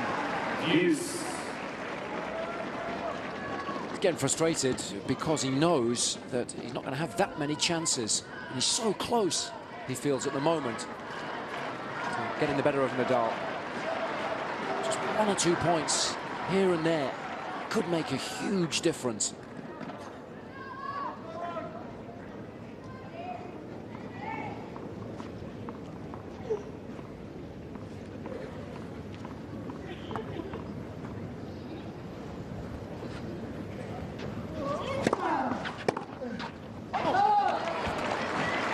Makes such a difference when Nadal can get that first serve in.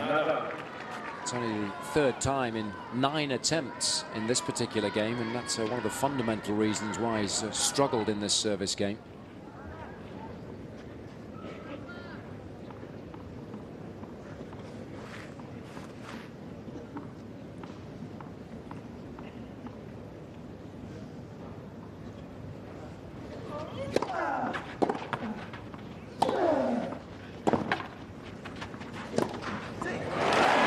Nadal gets there in the end. Boy, didn't he have to work hard in order to eventually hold. And he really is being pushed to the limit so far. And one of the reasons for that is that he's up against a guy who knows exactly what to do in regard to his game plan against Nadal to make life difficult for him.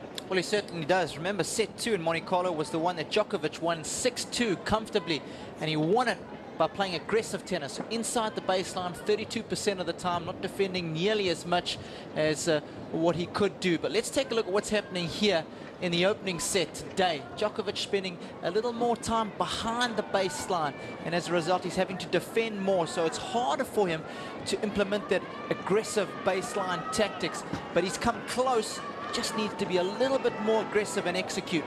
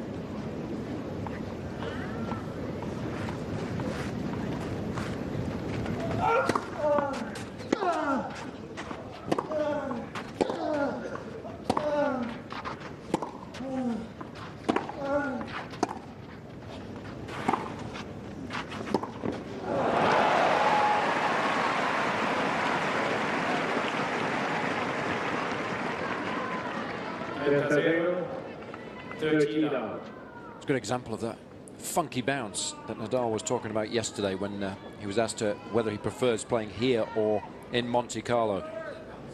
And he said in Monte Carlo, very rarely get bad bounces. Court's a little softer than it is here. This one's laid on a cement base. Ball bounces a little higher, so that when it deviates, it gets exaggerated. 40-0. 40 love.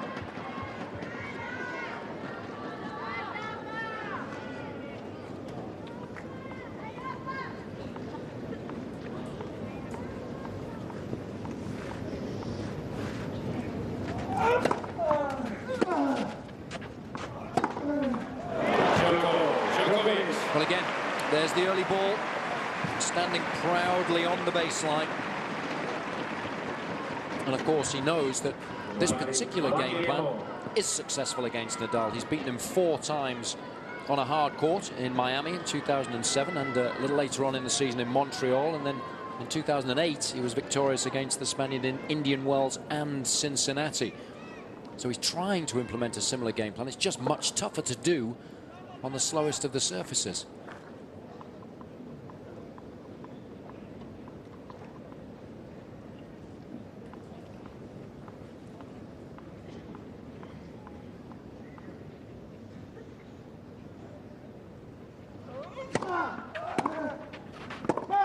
Quindi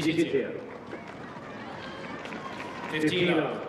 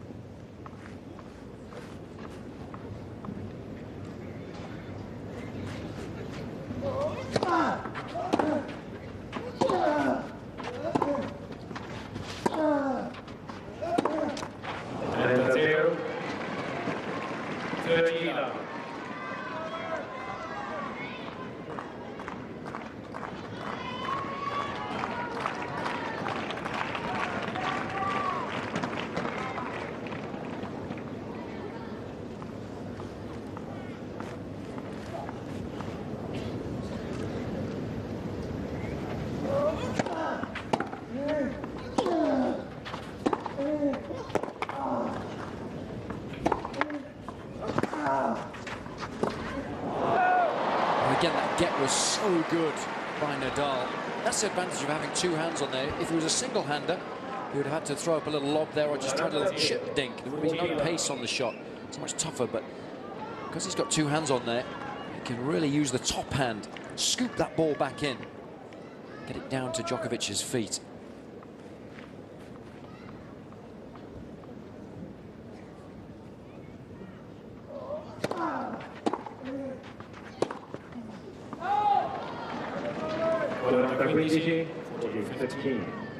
Nadal would love a quick service game here. He was up 40-love in the opening serve game, and then it got a little tricky. He ended up carrying on forever. And then Djokovic followed up with a love hold.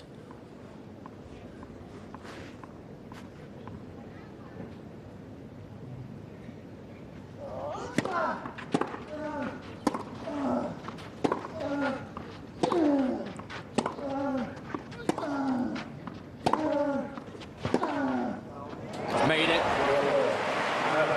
Normally favours the cross-court pass in situations like that. So I think that's why Djokovic was kind of hanging in the middle of the court.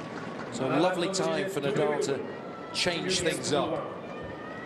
The top seed leads by a set and 2 games to 1.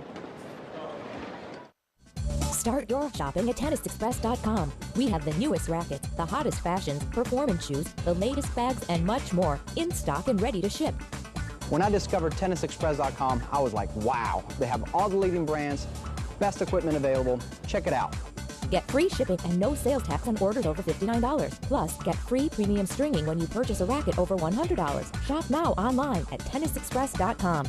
We deliver worldwide, right to your front door. Hablamos español. You see, it's not just telling people Geico could save them hundreds on car insurance.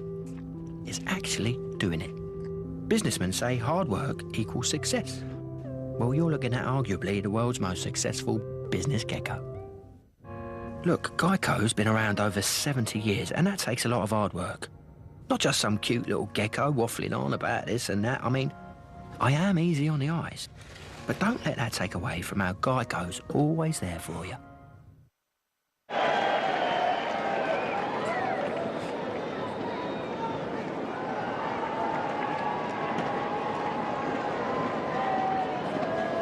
Well, the fans thoroughly enjoying themselves this afternoon. Nice to see them standing shoulder to shoulder, whilst their heroes go toe to toe.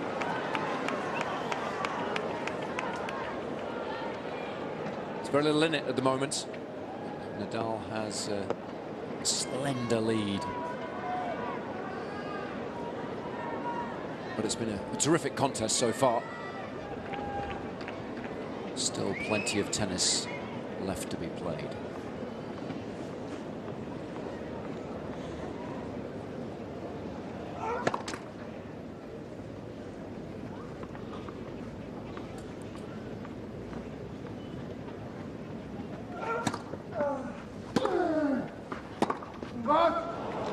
Zero 15, not 15.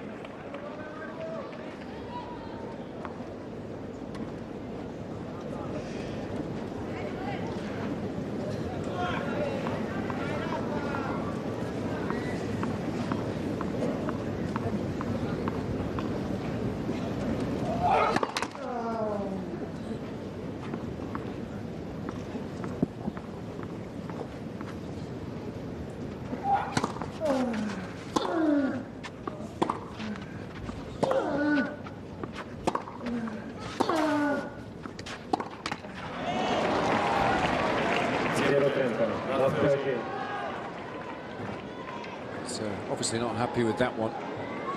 Trying another. This is a hugely important game. Give Nadal a set 3-1 lead with his serve to come. And you're giving yourself a veritable mountain to climb.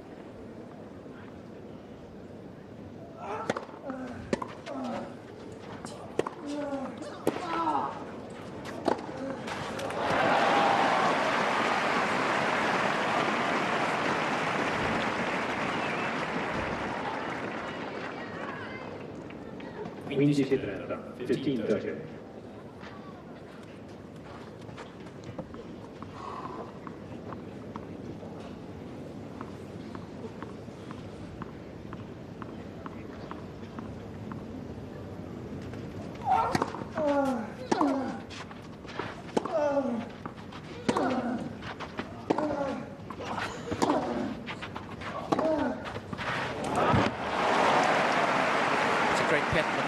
Nadal, he knows it.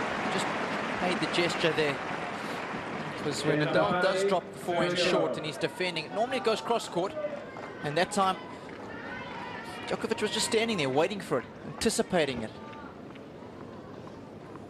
He doesn't have to hit the one up the line too hard.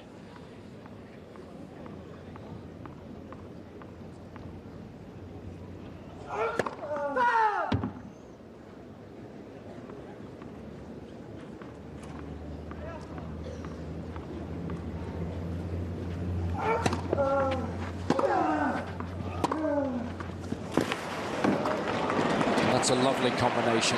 It's exactly why the players favour that slider to the right court if you're a right-hander, so that it opens up space to utilise thereafter.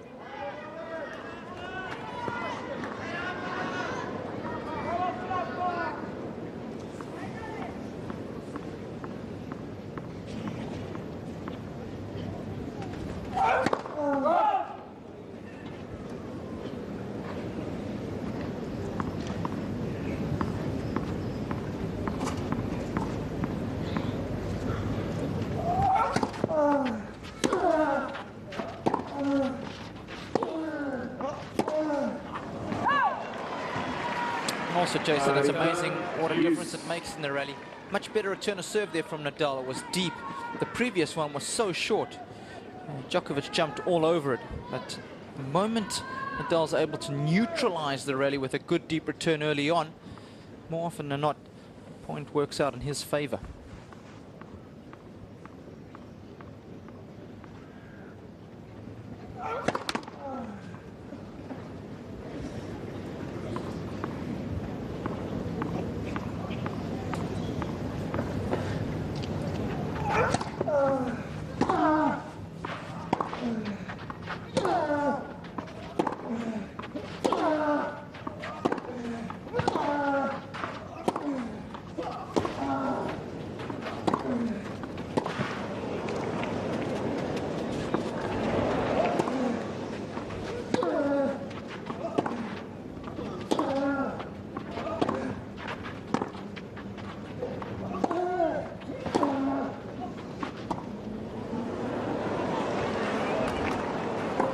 brilliant.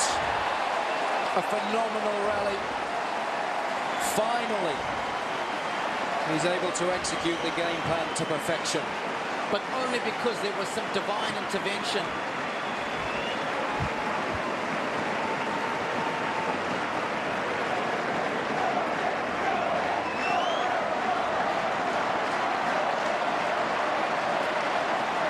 Well, against most guys, the point would have been over 10 or 15 shots ago. Djokovic. Thank you, Lord. I think is what's going through his mind right there.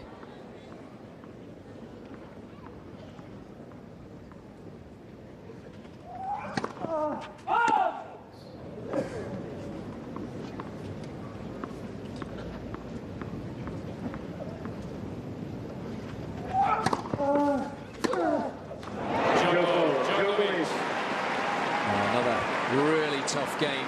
Lasted a little under 6 minutes. And on average throughout the course of the match, each Djokovic service game is lasting just under 5.5 minutes compared to Nadal's 3.5. So he's having to work very, very hard in order to stay in the match. But a lot of really good aggressive tennis throughout. Helps the defending champion get back on level terms.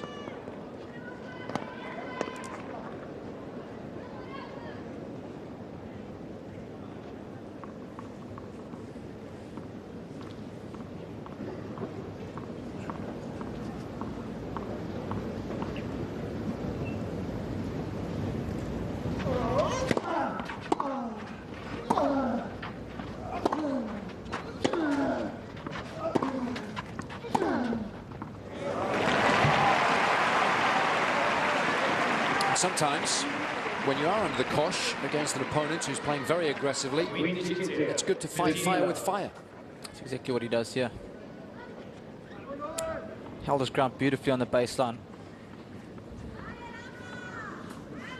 I always say that attacking is the best form of defense.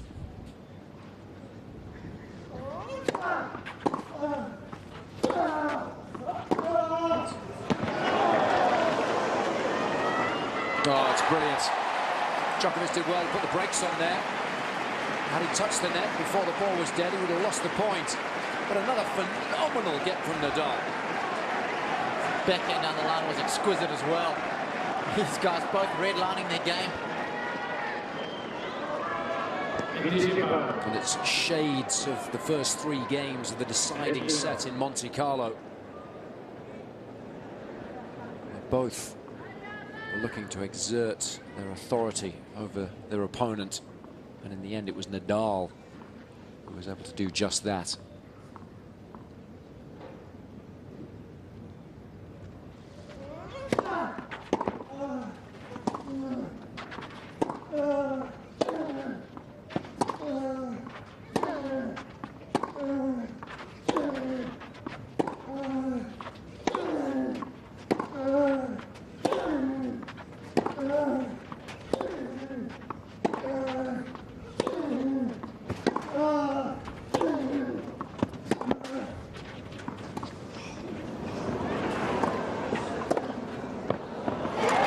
Djokovic can't believe it. He can't believe he didn't do more with that backhand. Because he got there with time to spare. Because again, it was a poor drop from Nadal. Heavy-handed. Nadal read the play, anticipated correctly.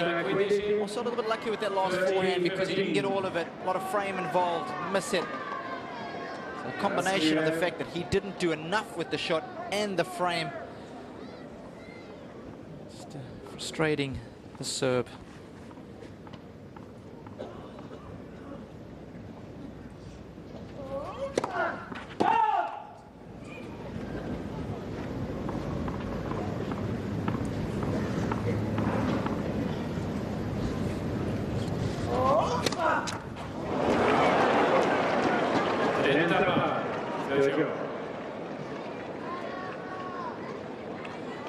It's the first double that either player served this afternoon.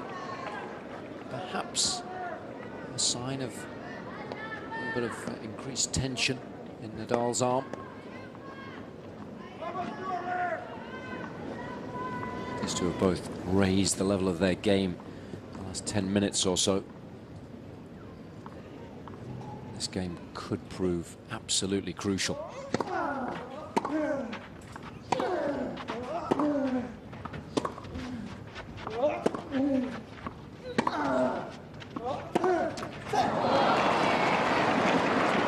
And I think that's what Nadal's got to do. He's got to target Djokovic's forehand a little more. Because of late, he's been hitting everything cross-court to Djokovic's backhand, and that shot's been rock solid.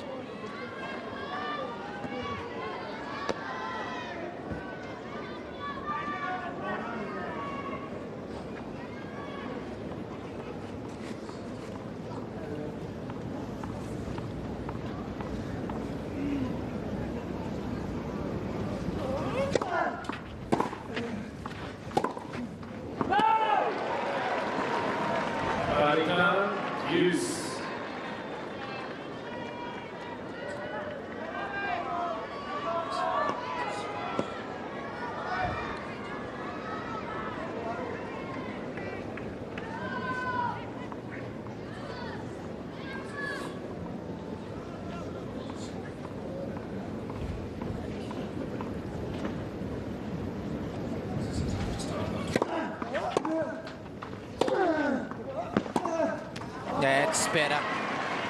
That's the tactic I like a little more. Used that shot a lot early on in the match. But, since the opening set tiebreaker, he's used it very, very sparingly.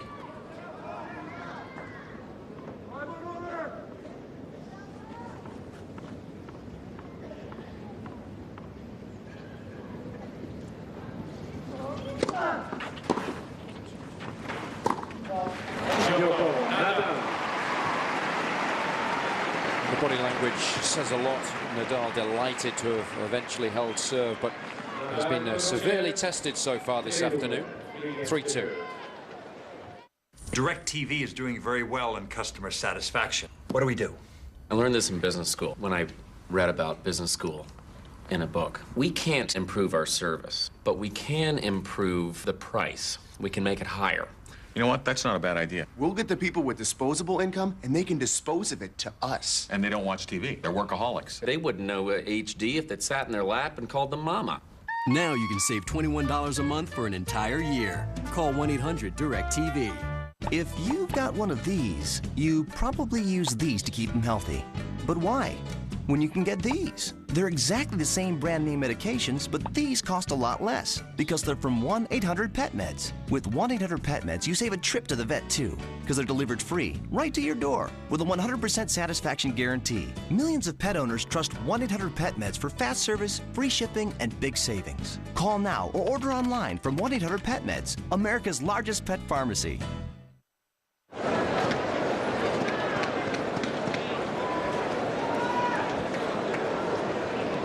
Well, this is the second Master Series event on this particular surface in quick succession. We already thoroughly enjoyed our trip to Monte Carlo when Nadal eventually prevailed over Djokovic in a really good final. And of course, this one still has plenty of tennis left to be played in it. And we're heading to Madrid in just over a week or so's time for the third in this particular trilogy. Before, of course, the European clay court season will culminate in the French Open in Paris. We've seen considerable improvements in everybody's tennis since we started in Monte Carlo. Everybody's doing an excellent job of playing themselves into form, including these two, who are undoubtedly at the moment the best clay court players in the world.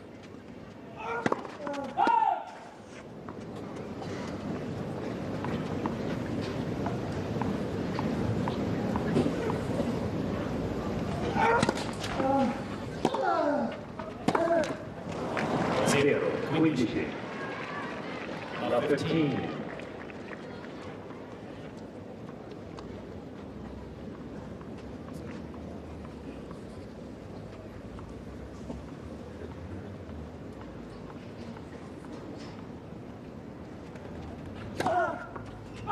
Great, good. First service.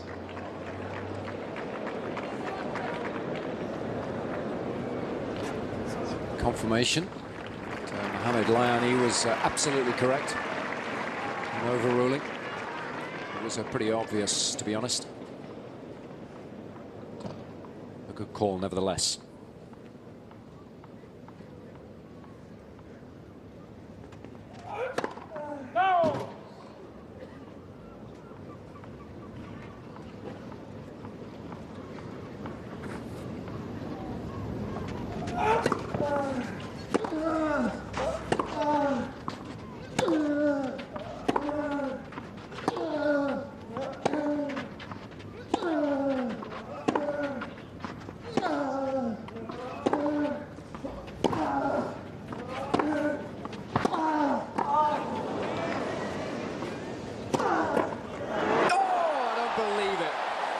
What a volley. That's absurd. I don't think he can quite believe he made it either.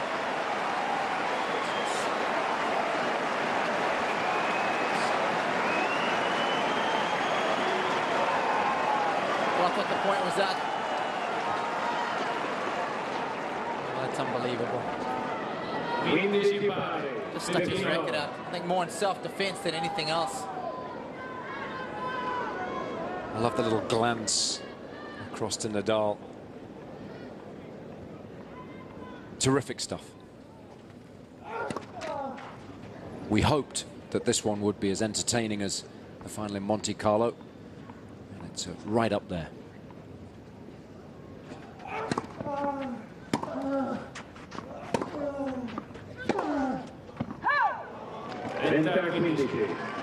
When you're talking about results, Nadal, of course, playing in his 6th final in the last 8 events which he's entered, and Djokovic, of course, in his 3rd straight Masters Series final, so there's no doubt that these guys are form players. And that's showing this afternoon. Some terrific exchanges.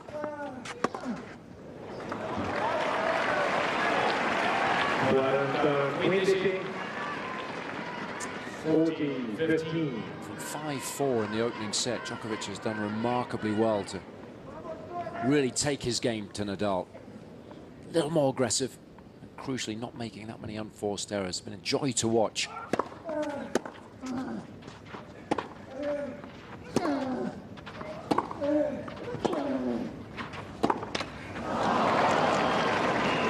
But I guess the question is, Robbie, is it going to be good enough? Because it's so difficult to keep doing that time and time again, because Nadal just doesn't give you anything for free. That's what we always highlight whenever one of the top boys plays against Nadal on clay. It's been a good half-an-hour span now for Djokovic, but we both know there's still a long, long way to go.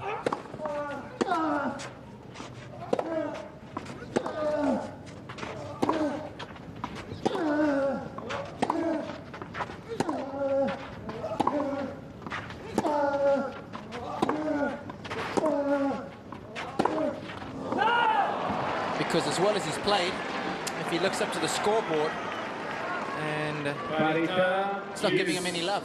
There's not too many positives to take away from being down 7-6, 3-2, despite playing your best tennis. And I think the other thing we've got to start taking into consideration now is that it's so tiring, constantly moving up the court, constantly taking the ball on. Because then when you do make errors like that, it gets so frustrating mentally. That can be energy sapping.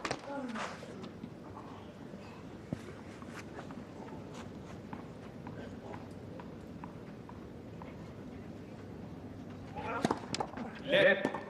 Seguo servicio.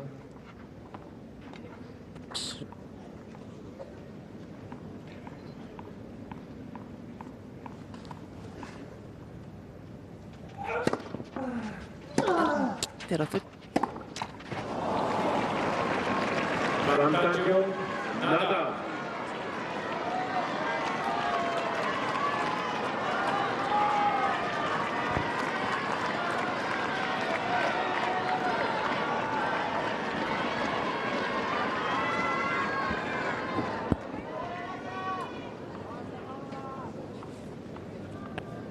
Break point.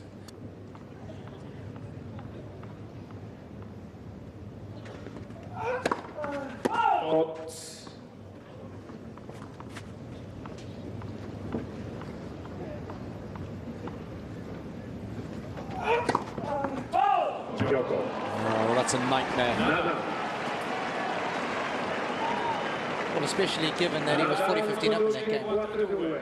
And that's exactly what we highlighted at the beginning of the game, that if you can't keep up level of intensity and your game drops off by just 5 or 10%, you're dead in the water.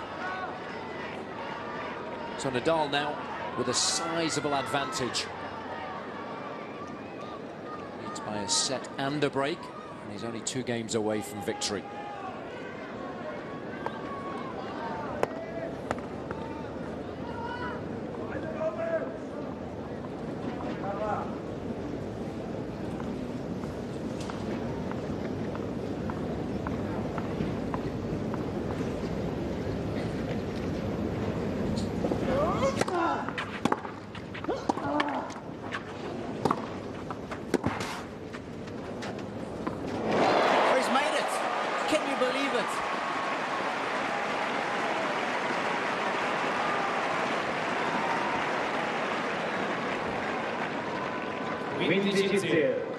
What a flighted lob. Djokovic can't believe it. Perfectly weighted. I think the Serb thought it was going long.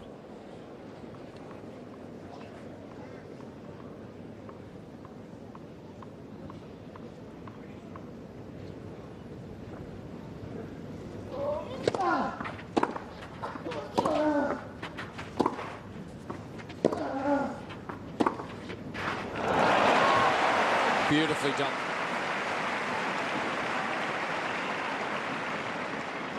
His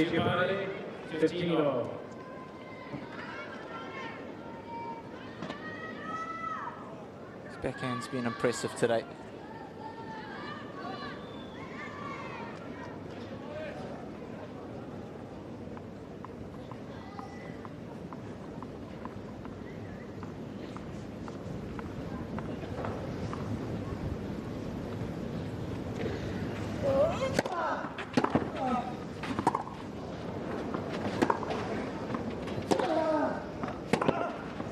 Well, that was a great forehand from Nadal, because he spent just a second or so looking at the ball mark on the previous shot on the baseline, and that meant that he was struggling to make the distance, and he realized that. That's where he had a little look momentarily, and he was struggling here with his movement, so he knew he had to pull the trigger, and he was able to do so brilliantly.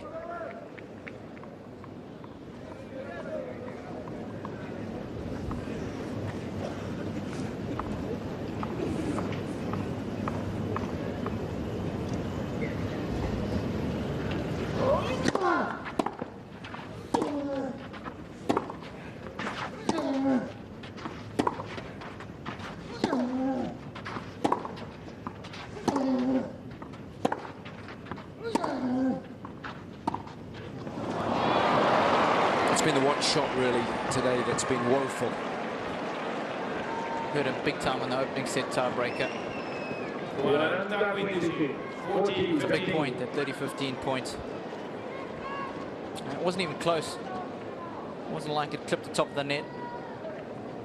Missed it by a country mile.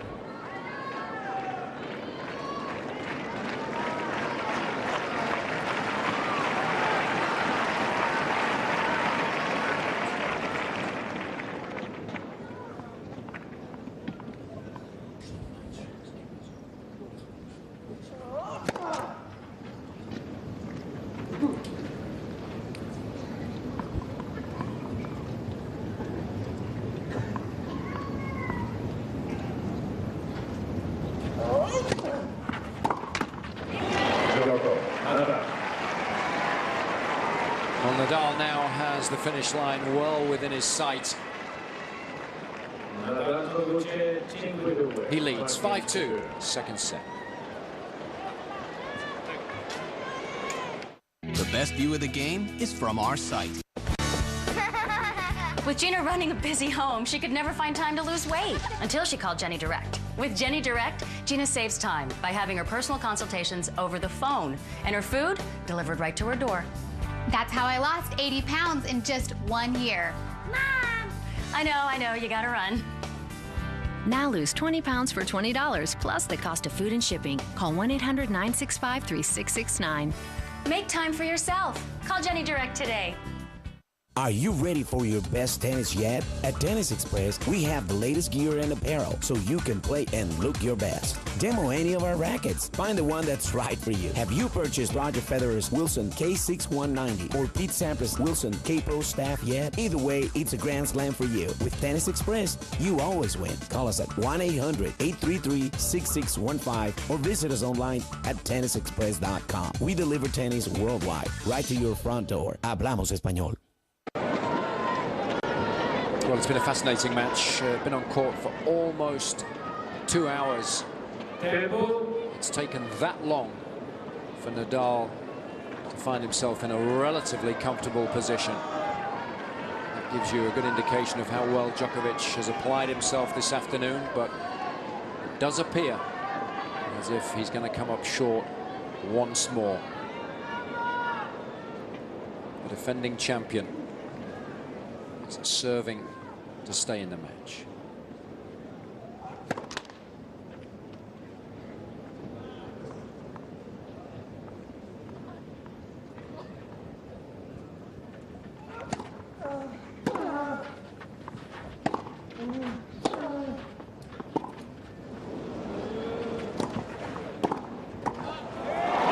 Beautiful volley.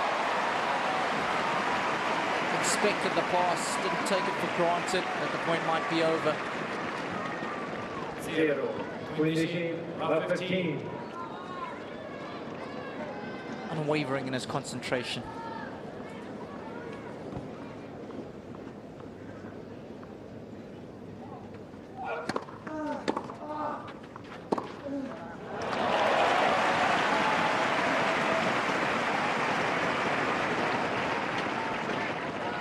Pari, 15.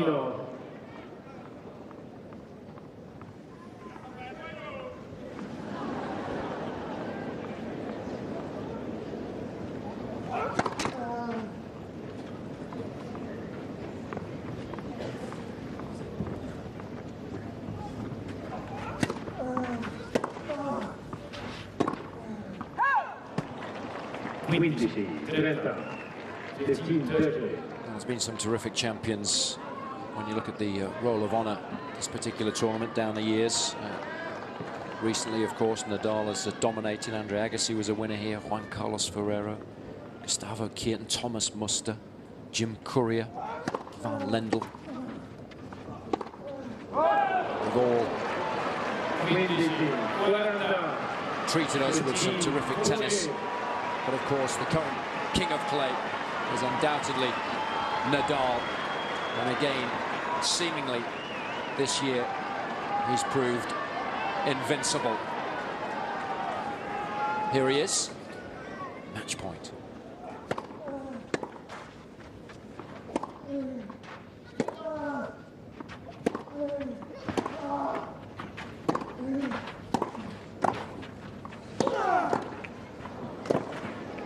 He's done it. And in some style, a fitting end to a terrific match. But in the end, Nadal was simply too good. And the Spaniard wins here for the 4th time. The first man ever to do so.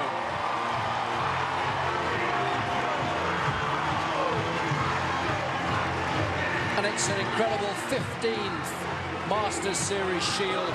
That takes him 1 ahead of the great Roger Federer and just 2 behind the all-time leader, Andre Agassi. It's a 3rd clay court title in a row after earlier victories in Monte Carlo and Barcelona. There's no stopping the king of clay. Well, it is amazing, and in fact, Jason, that's his 9th straight tournament in a row on clay and extends his winning streak way back from this time last year when he lost to Juan Carlos Ferrero. An impressive 25th clay court title as he now approaching Ivan Lendl and Ilie Nastase at number 28, and Bjorn Borg just ahead of them with 30 titles. And this guy is just unbelievable on the surface. What can you say about him? Again, no one can take a set off from this week. That's how dominant he's been, and we've got some of the most unbelievable clay court players around at the moment, just proving what an incredible athlete, how tough he is mentally. He really is the complete package on this surface, and for my money, the greatest ever. Seems to be able to just do enough all the time to keep the opposition at bay. Djokovic tried gamely in that opening set, twice breaking back when Nadal had chances to serve it out at 5-4 and 6-5. But again, Nadal was just too strong in the tiebreak. Those drop shots definitely hurting Djokovic. Had he stayed a little tougher mentally in that tiebreak, then perhaps things would have turned out a little differently. But we have to give him great credit. He knew the type of game plan he needed to execute today, just wasn't able to do it well enough. But he's certainly now, in my eyes, on this particular surface, the nearest challenger to Nadal. Certainly, hardly any of the guys have been able to push Nadal this close. That opening set was fantastic. And even early on in the second, Djokovic had plenty of chances, but just couldn't sustain the challenge. But so many positives for him. Remember, he plays next week in Serbia. They've got their own tournament there, and he'll be the big show, and he goes there with plenty of confidence, so plenty of positives for him. But again, it's Nadal who prevails in a little over 2 hours, and a record 4th straight title here. The kid's phenomenal.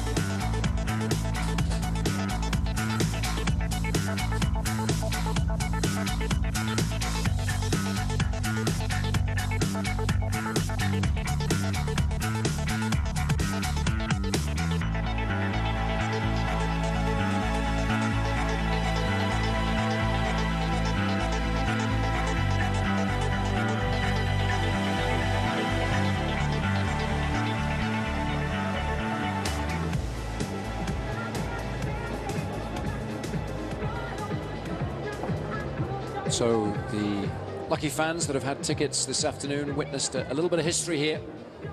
Nadal becoming the first person ever to win this tournament 4 times. Of course, they're not consecutive victories. The one blot on his copybook, whereas the loss to fellow countryman Juan Carlos Ferrero last year. So a 1-year gap in between his victories. Djokovic tried gamely to retain his title, but just came up short, but still a terrific effort. Buonasera a tutti. Grazie. Io ringrazio questo meraviglioso pubblico, lo ha detto anche Nicola Pietrangeli prima che cominciasse la finale. Molto lo dobbiamo a voi, perché la vostra presenza è indispensabile per un successo completo. Quindi grazie con tutto il cuore. Ieri sera è stata consegnata la racchetta d'oro, che è un premio simbolico molto importante. E è stata premiata una giocatrice molto, insomma, che è rimasta nel cuore di molti di voi, ne sono sicura, e un giocatore di tanti anni fa. Allora intanto invito in campo Conchita Martinez.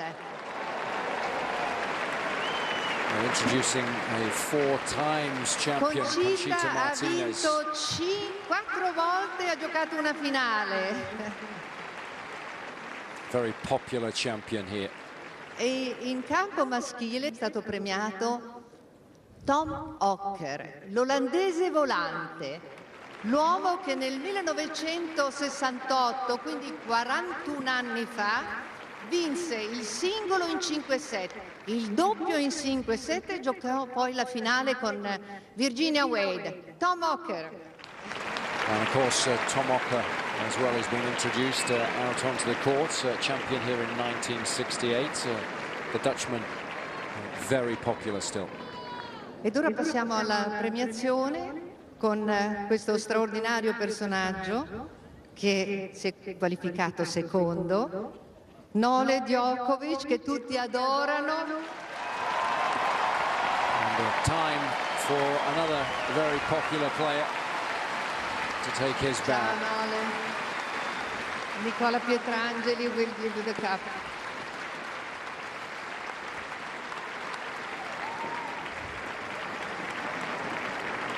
Nicola, devi...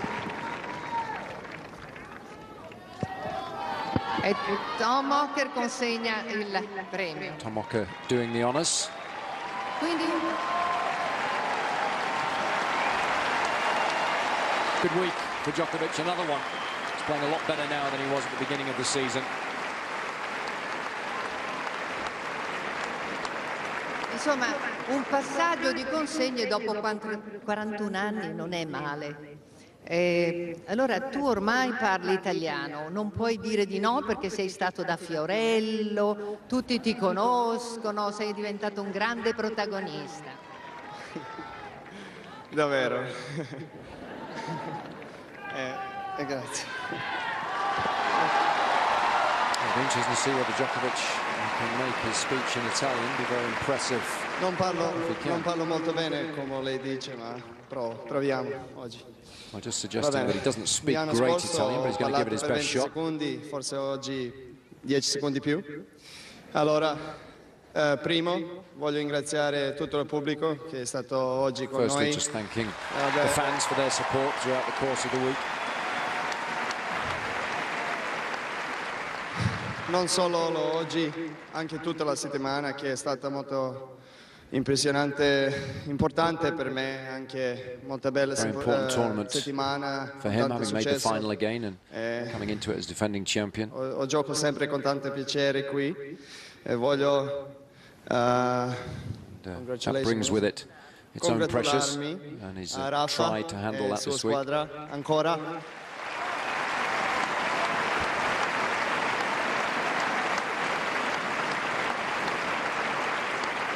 Nadal, I think, appreciating his Italian. Ancora.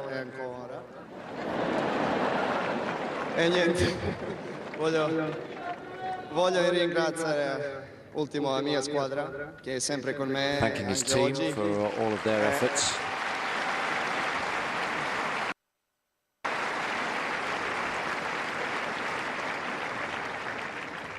Prima dell'ultimo game ho guardato un po' mio gesticolazioni, oggi sono stato molto nervoso, comunque si può vedere che... Just said he was a little nervous today, such a big match.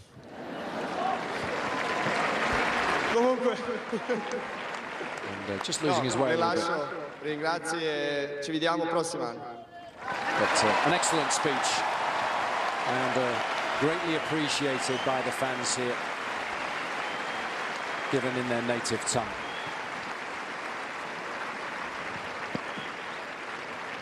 Non lo lasciamo andare via perché poi io qualcosa gliela chiedo, vediamo se me la rifiuta. Allora, adesso naturalmente l'applauso grandissimo a uno straordinario campione, l'uomo invincibile, And introducing, very aptly described as an extraordinary champion, who's proving invincible on this surface. Fantastico. Consegna il premio al presidente della federazione italiana. And that smile gets ever broader.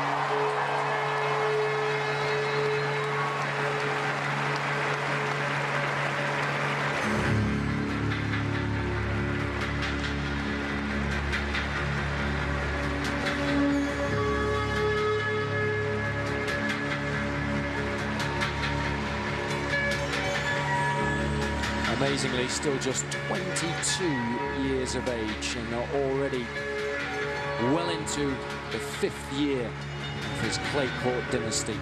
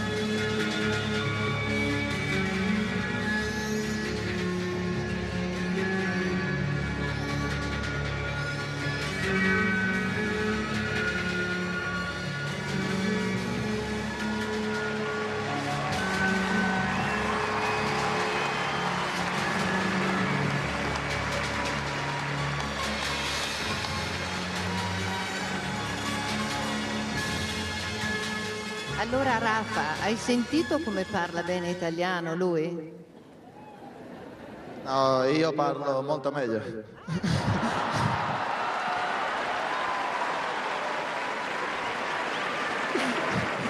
No, veramente è desastre, però voy a provare. Bueno, buonasera a tutti. Grazie mille a tutto il pubblico.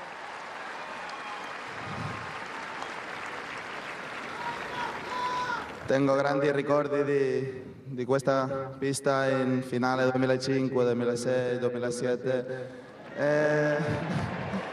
Fu incredibile, in grandi ricordi 2005, grazie a voi. He vinto qui, so grazie. Always was a piacere giocare qui. Always a pleasure to play here in front of such fantastic fans.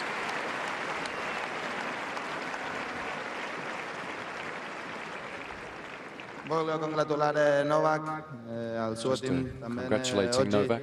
Non è possibile, you are doing really well, so congratulations. Voglio ringraziare también a tutti gli sponsor, direttore del torneo Sergio, grazie mille, Cristina, sorry por las entradas. También a mi team, muchas gracias a todos y espero ver el año próximo. Grazie mille a tutti. Just thanking everybody for another thoroughly enjoyable week and promising that he will be back this time next year.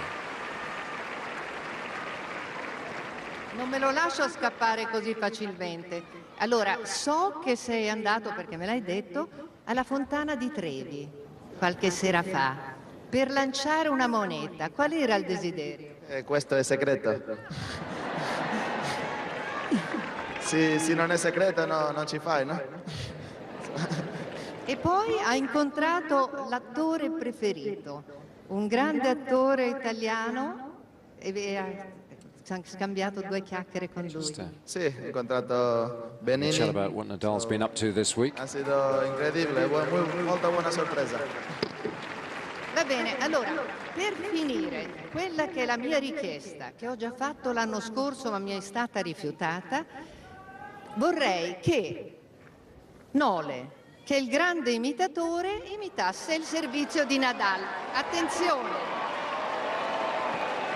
Just talking a little bit about allora, il Djokovic doing his little impressions. Non posso farlo perché i giocatori si offendono. You might get a little bit of peer pressure here to do one. No, non c'è un problema. No, sì, il voi per me non è un problema. And Nadal saying it's okay. Dai Nole, ti prego, l'hai fatto. He can do one if he wants. Dai. Djokovic said last year that he wouldn't do it, but I think Rafa wants to see him do it again this year. Non puoi rifiutare a una signora 2 anni di fila la stessa cosa. Ti prego, Just suggesting that he can say no, but it's tough. Sempre lo faccio quando lui non mi guarda, no? And Ho mai chiesto che sente lui, no? Ok, va bene. Oh, bravo.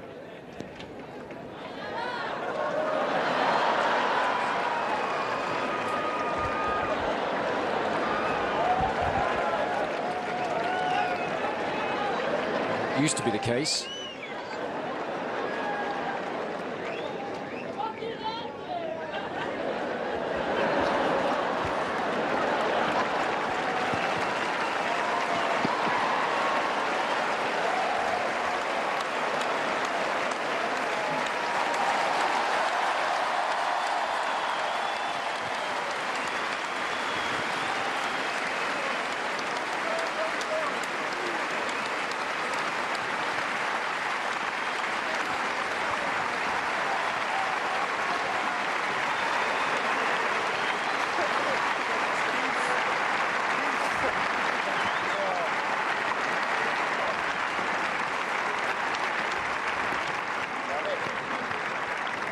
Se non vinco sul campo, vinco a imitazioni, no?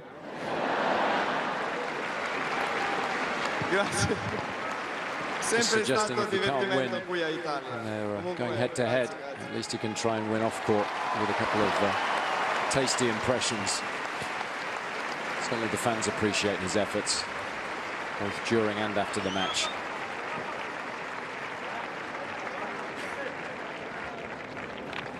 But of course, the real star of the show is undoubtedly Nadal. But, these two are now starting to build quite a reputation for really good matches on clay this season. And Robbie undoubtedly the best two in the business at the moment on this surface. Well, results don't lie, Jason. The last two Masters Series events, they're the two guys that are left standing at the end of the tournament. And Djokovic, not only has he been left standing, but he's given Nadal a good run for his money. We saw in Monte Carlo, almost took him down. Here he had his chances in the opening set, just wasn't able to get the job done. But there's plenty of confidence for him to take from a match like this again. Every time he goes close with Nadal, it'll help build the confidence, and who knows, it may just pay off at Roland Garros. Let's talk a little bit about Nadal's game, because we saw him obviously win in Monte Carlo, but there were periods in his matches there when he wasn't playing his best tennis. But this week, he is playing a little better, isn't he? He certainly was. Didn't lose a set this week, and played with great variety, aggression again. So frugal with his unforced errors, and just getting better. He served a lot better this week. In the finals, that first serve percentage was well over 70%, and winning the vast majority of points on his serve. And that was the key for him after the match in Monte Carlo when he wasn't serving particularly well. Improved it in Barcelona, and each and every week he fine-tunes his game in the hope that he'll be able to do it all over again come Roland Garros in a couple of weeks' time. Well, of course, this is the second of 3 Masters Series events in quick succession on this particular surface. We thoroughly enjoyed our time in the Principality. That final was a terrific one, and we've thoroughly enjoyed our week here in Rome after we got over that inclement weather at the beginning of the week. And of course, we're all going to head to Madrid in a week or so's time. That'll be a fascinating tournament. Well, it's going to be an unbelievable stadium as well. A new venue, 3 covered courts. It's going to be world class, and we expect nothing less from these phenomenal events. Well, unfortunately, that's all we've got time for today. I hope you've enjoyed our coverage, not only of the final, but of course also throughout the week here in Rome. We've seen some really good tennis, and we've witnessed some history in the making, with Nadal becoming the first player ever to win this particular event 4 times. So it's been a thoroughly enjoyable week, and for Robbie Koenig, I'm Jason Goodall, hoping you'll join us for the next Masters Series event in Madrid a week tomorrow. Bye for now.